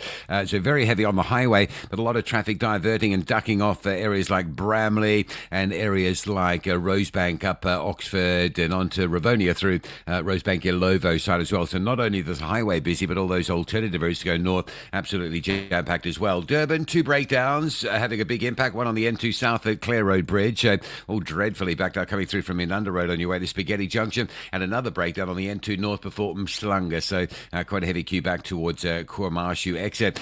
Cape Town, the main road heavy between Muizenberg and Cork Bay. A little bit extra this morning in that traffic going south, which will surprise. The N1 inbound very slow still from Plattercliff Hill towards City Centre. Busy Friday there. And traffic lights in Tableview are out on Bloberg and Kubo Road. This is also having a big impact, forcing a lot of traffic to jam up Malabongwe out to the N7, and others being, electing to go very slowly out of Tableview on Marine Drive to Sunset Beach. Rob Byrne, SAFM Traffic. This is SAFM Sport with Zai Khan. Thanks for waiting, Zai. But speaking, lots of waiting for Pirates fans. So many games coming up for them. So many, and you know what? They've got their eyes firmly on their opponents this weekend. TTM. Who knows? They could be just polishing silverware as we speak. But yeah, Pirates firmly in the hunt for a historic quadruple. They're already the winners of the MTN 8. Carling knockout. The Buccaneers are topping the Betway Premiership and very much alive in the Nedbank Cup with their depth and discipline, which have kept them unbeaten in 12 matches across all competitions. So tomorrow, Pirates will take on TTM. This is Nedbank Cup action, and you can catch it live on SABC Sport. Let's go now to Miguel Cardoso and his future at Mamelodi Sundowns hanging in the balance as the Brazilians head into the decisive CAF Champions League test. Sundowns must win their final group matches against St. Eloi Limpopo and MC Alger to reach the knockouts and avoid major fallout. Failure to progress is expected to trigger serious questions about Cardoso's tenure with Continental continental success remaining Sundown's primary target this season. Rugby now, Springbok captain Siya Kolisi has slammed broadcasters for running advertisements during scrum build-ups in the Six Nations, calling it disrespecting the game. Kolisi says the scrum is a vital part of rugby's rhythm and identity, not a commercial break, with fans echoing his frustrations as well after ads muted live play during Ireland's clash with France, with many calling the gimmick intrusive and American style. More rugby, the Blitzboks are already on the ground in Perth, with their focus now firmly on bouncing back after that fourth-place finish in Singapore. Ryan Oosthuizen says the squad has recovered well and energy is good. Let's go now to that camp. Yeah, I think for the coaches it was important after long flights and travel days and sore bodies to get the guys back together, is what we call it. And yeah, I think the bodies is feeling good now. And then Wednesday we have a training session, Thursday we're off, and then Friday is captain's practice. But I think for the coaches it's just about getting the guys ready to give their 100% like we did in Cape Town. I think the energy was massive in Cape Town, and that's exactly what we're striving for this weekend. And finally, one of the fastest women in the world, athletics, has been caught moving a little too fast off the track. American sprint star Sha'Carri Richardson was arrested in Florida after being clocked driving at over 160 kilometers per hour. The former world champion was charged with dangerous speeding, with bail set around 8,000 rand. That's your sport. Jon Gericke will be breaking the sound barrier with the sport around 12:30. I'm Sai Khan. The Business Update on SAFM. Talang Lachela, good morning to you. Thanks very much for joining us for the last time. Volkswagen calling for policy changes in the South African auto sector. What are they asking for? Yeah, so Volkswagen South African operations are facing a bit of a critical year, with the local subsidiary warning that 2026 could determine the future of its plant and 4,000 jobs.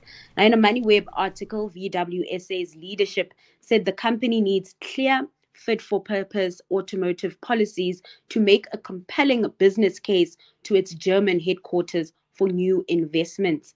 The group's Africa chair and MD, Martina Bien, wrote President Cyril Ramaphosa a letter and said that uncertainty over South Africa's automotive framework is putting the country at a disadvantage compared with other markets.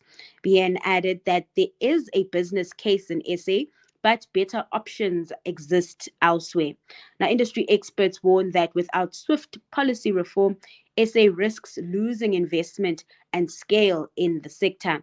Bien stressed that instruments beyond tariffs, combined with the Africa Continental Free Trade Area opportunities, could make the country more competitive and attractive when it comes to new manufacturing projects. Yeah, I was seeing conflicting stories with the tariffs, because there's talks about us getting zero tariffs there, but then there's tariffs on the cars coming in from China. It's all very confusing at the moment.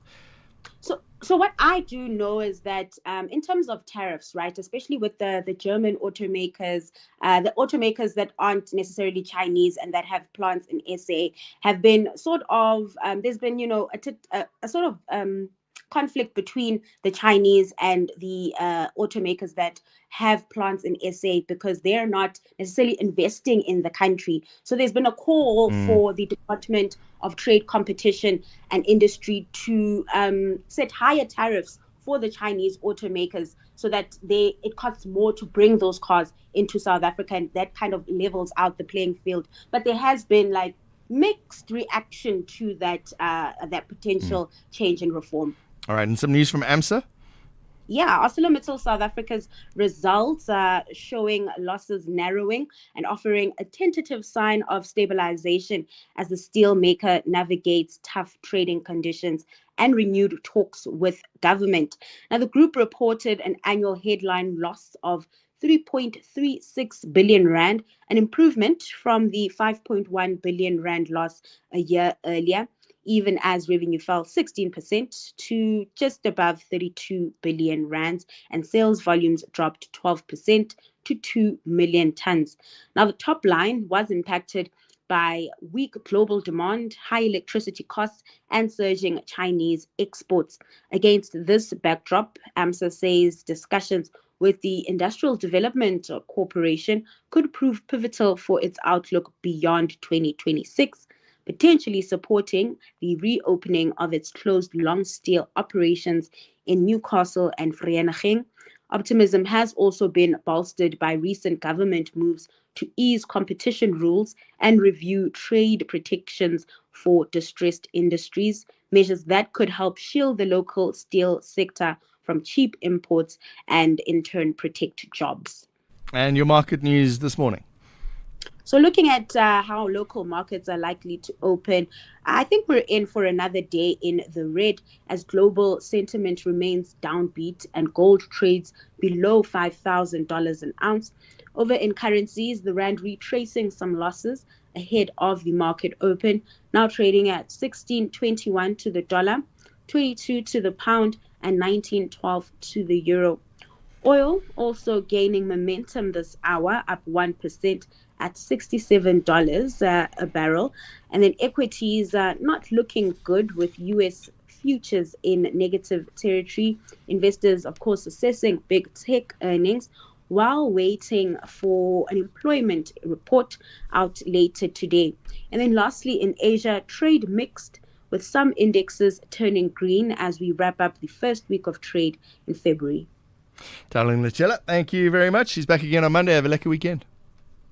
The pain of losing a loved one is never easy. At Clientele, we understand that burying loved ones with dignity truly matters. Our funeral plans pay out cash within just 24 hours, and you receive 200 Rand airtime when you claim. Plus, we cover up to 13 people on one plan. SMS SAFM to 48031. That's 48031. Clientele Life is an authorized FSP and licensed life insurer. T's and C's online. Standard rates apply. The boys of Lithono Siema have a clear mandate to ensure joy remains in the City of Roses. However, the Natal Rich Boys insist on a ticket to the last 16. This is the Nedbank Cup last 32. More than a number. Catch Suelele FC versus Richards Bay FC this Sunday, 8 February at 5:30 p.m. Live on SABC Plus and SABC 1.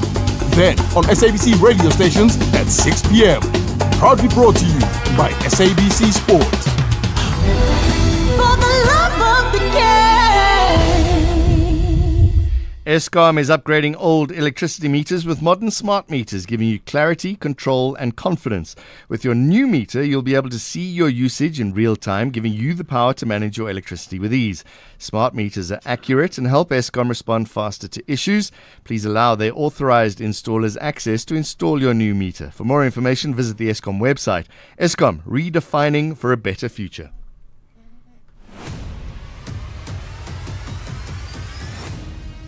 SAFM is streaming live now on Facebook, YouTube, and X at SAFM Radio. I forgot about us streaming. If you are watching us on the YouTube, hello. It's good to see you again. Jon Gericke in for Tulas into the last 19 minutes of the show. That means we'll have some listener interaction in a moment.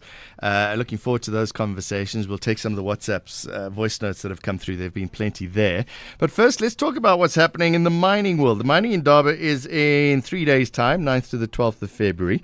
One chrome producer is challenging the industry's default approach to community engagement. Let's find out with the primary spokesperson of Makhomo Chrome, Dr. Kanesh Patha. Doctor, thank you very much for joining us. What are you doing to change the default approach to community engagement? Good morning, John, and to your listeners. Yes, I mean, we've got a unique structure where, as a mine, as a platinum mine, we decided that the chrome tailings, the waste, which nobody really wanted many, many years ago, we provided to the communities. And on that basis, we assisted in, the mine assisted in funding through the Implats Group and put up a beneficiation plant. And we've been producing successfully chrome concentrate for the last circa 15 to 18 years. And that has been the benefits of that through dividends has gone back into the community for community development upliftment. So it's not just a donation, you've got people involved. Absolutely, absolutely. So this is about skills development, getting the community involved in mining, understanding what mining is about, and developing your own. Because these communities are residing on the four farms of Marula Platinum, and residing there. Generally, most mines would provide CSI, would provide projects based on their SLP, etc. This is unique where the chrome has been provided in a corporate structure so that we could beneficiate the chrome and sell the chrome to ferrochrome smelters locally and in China, and the benefits, which are the profits, get reinvested in the community as real projects. You've had to surely balance it out, right? You could be making those profits yourself. So why involve the community and lose on invest or lose profits, which is, we're told all the time, is the bottom line?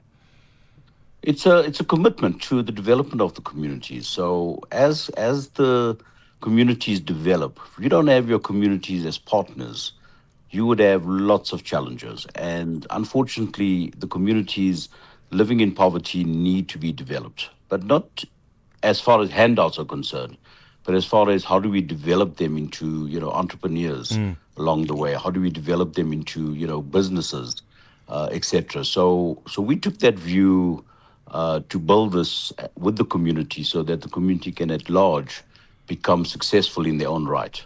Today, we have a company that's hugely successful, and we can go out into the marketplace and acquire other chrome companies. Do the communities have a voice as well, or are you telling them what to do? No, I'm the representative of the community. So we have a very strong voice. We've got a board of 7 directors, and the communities are the majority directors on the board. And the mines are accepting of that, and they're listening to the communities? Yes. It's been a long journey over the last 15 years. But the community has come around, lots of skills being developed. The board directors representing the communities are highly skilled and are contributing immensely to the business. The big thing here is the employment outcomes, right? It's a 70% local hiring target. Is that being stuck to, and how is that changing the community? So the plant we run, we've got 75% local employment. So all the workers from the bottom right to management, senior management, are from local, and we're proud of that. To a point where we've got local engineers, and part of our development program is we've got 7 bursaries full bursaries for students, of which 5 are for mining engineering.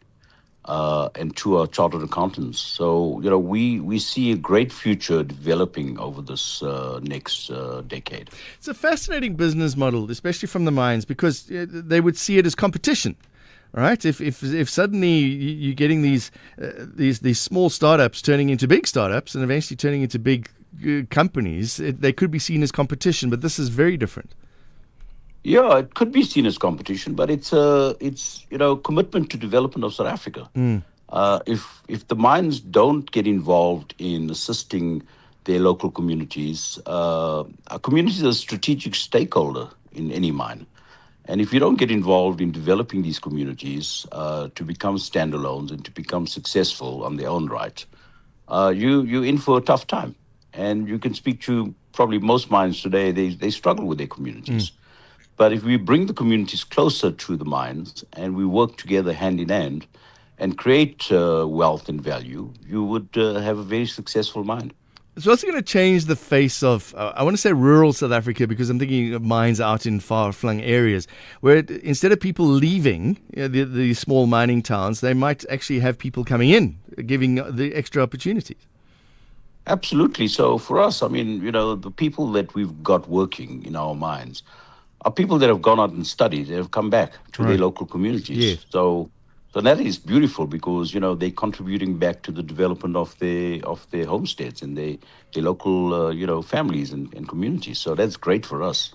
Let's talk about this partnership. What does it look like on day-to-day operations? Just explain the process.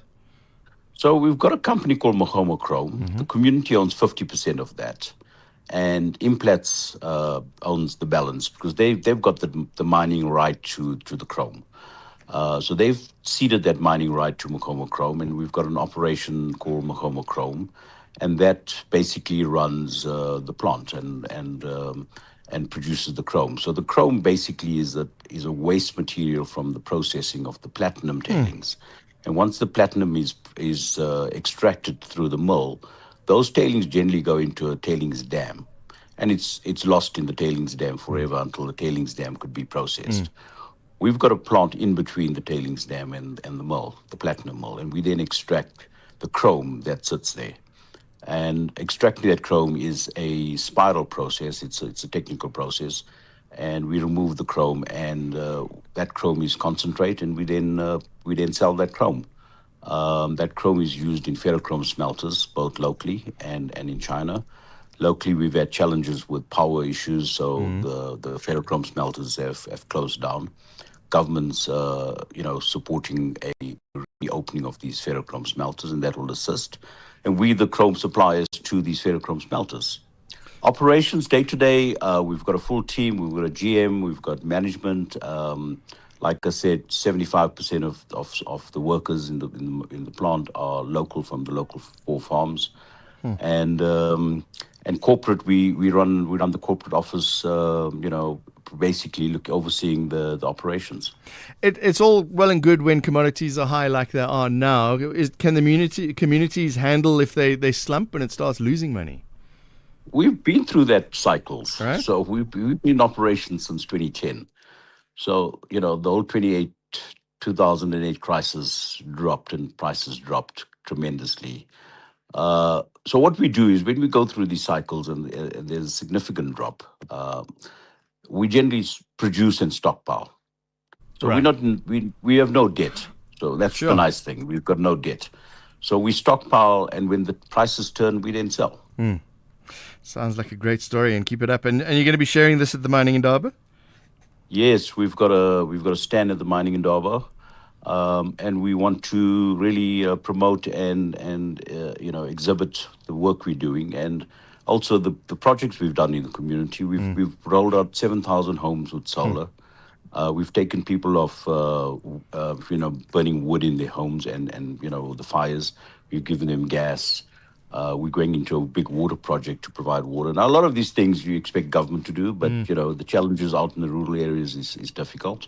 So we provide a lot of these things to the community: bursaries to school, matric students. We've given COVID relief. So there's a lot of things that we wouldn't have normally been able to do without a project of this nature. Dr. Kinesh Patha, thank you very much. Primary spokesperson for Mokoma Chrome. SAFM, guiding you through the rush hour traffic.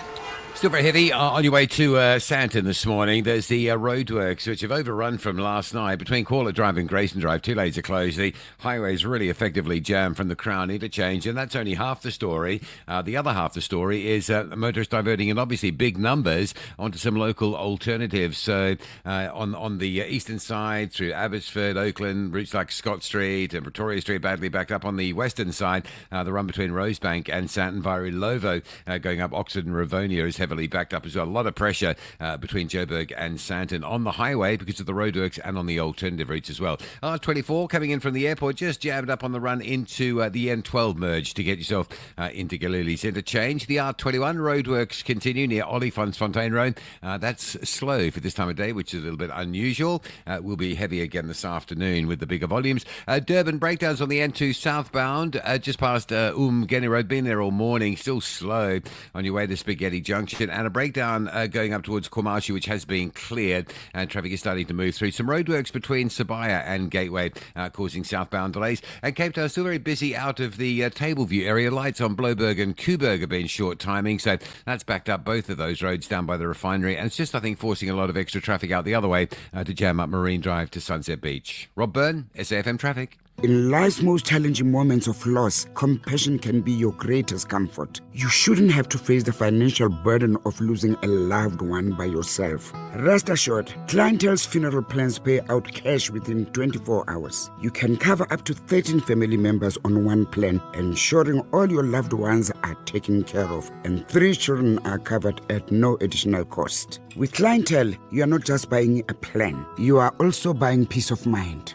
When the time comes, you will need to make important calls with your 200 Rand airtime you will receive when you claim. Plans offer double accidental death cover as well as a transport, grocery and unveiling benefit. Apply today, it's easy. There are no medical examinations and no paperwork. SMS SAFM to 48031. That's 48031. Clientele Life is an authorized FSP and licensed life insurer. T's and C's online. Standard rates apply.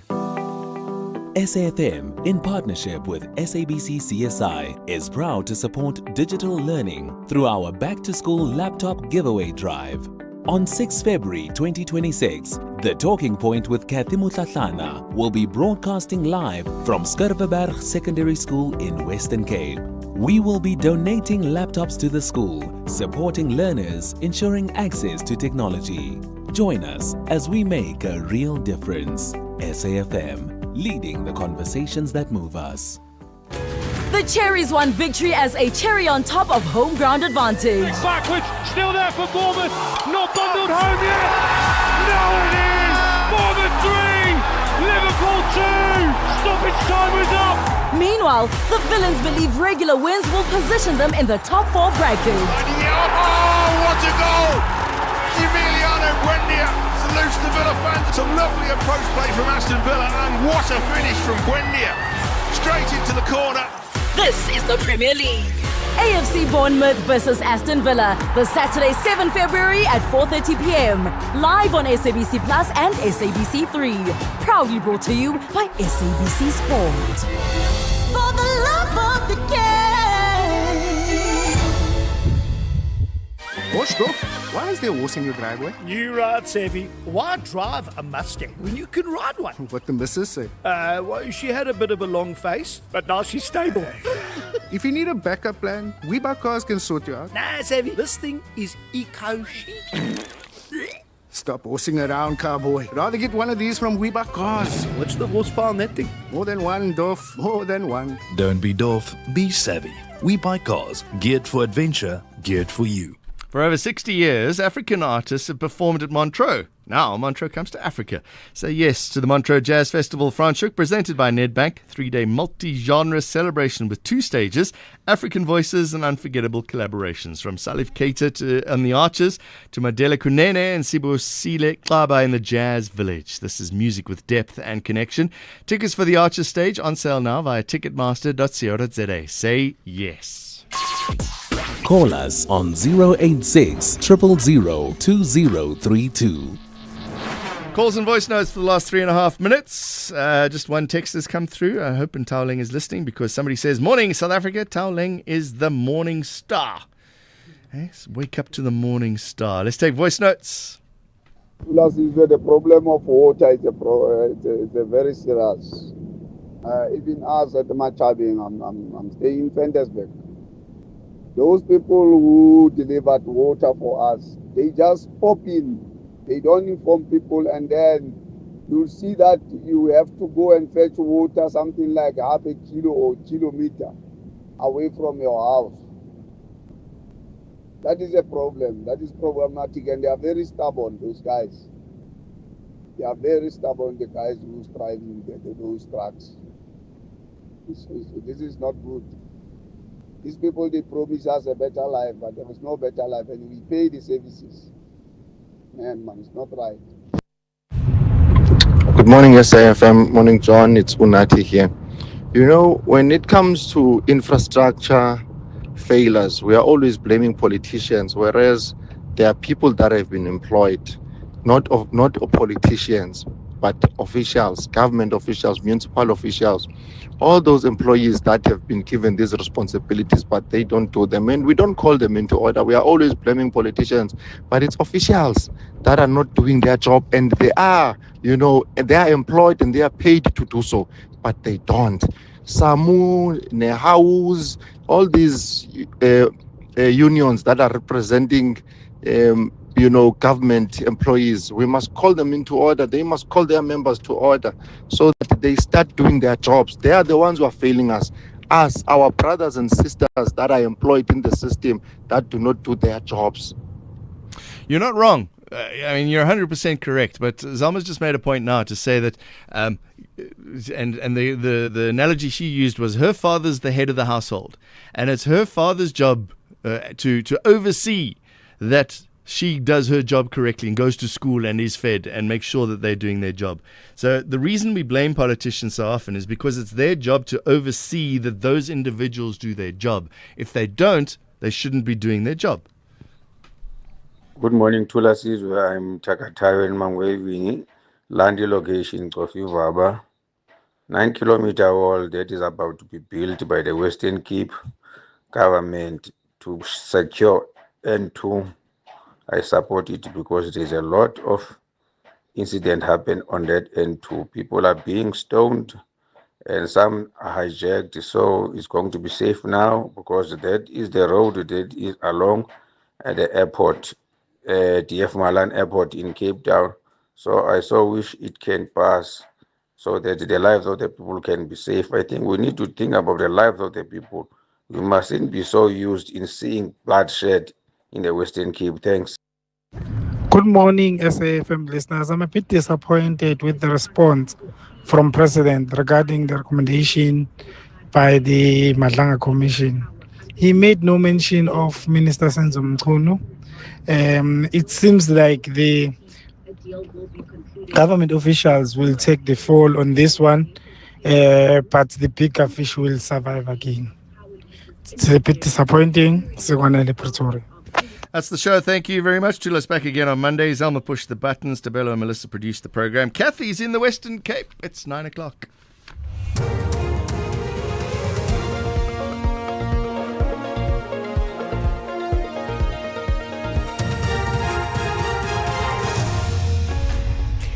In our top stories, Karim's lawyers seek postponement of Madlanga Commission appearance, and ANC defends the DISA's decision not to subpoena Mokgotsi and O'Sullivan. Good morning. The lawyers for businessman Suleiman Karim says they will move to file for a postponement of his appearance before the Madlanga Commission this morning. Karim had turned to the High Court in a bid to stop his subpoena before the Commission. However, his application was struck off the roll. Proceedings begin at 9:30 this morning. The ANC study group on the ad hoc committee has defended National Assembly Speaker Toko Didiza's decision not to issue a subpoena to forensic investigator Paul O'Sullivan and businessman Brown Mokgotsi, saying the attacks on her are misdirected. The two have requested to testify virtually, citing serious security concerns. Parliament's ad hoc committee is investigating allegations of political interference and infiltration of the criminal justice system. The committee had sought to compel both Mokgotsi and O'Sullivan to appear physically for testimony. ANC Chief Whip and member of the ad hoc committee Mdumiseni Ntuli says the Speaker is not to blame.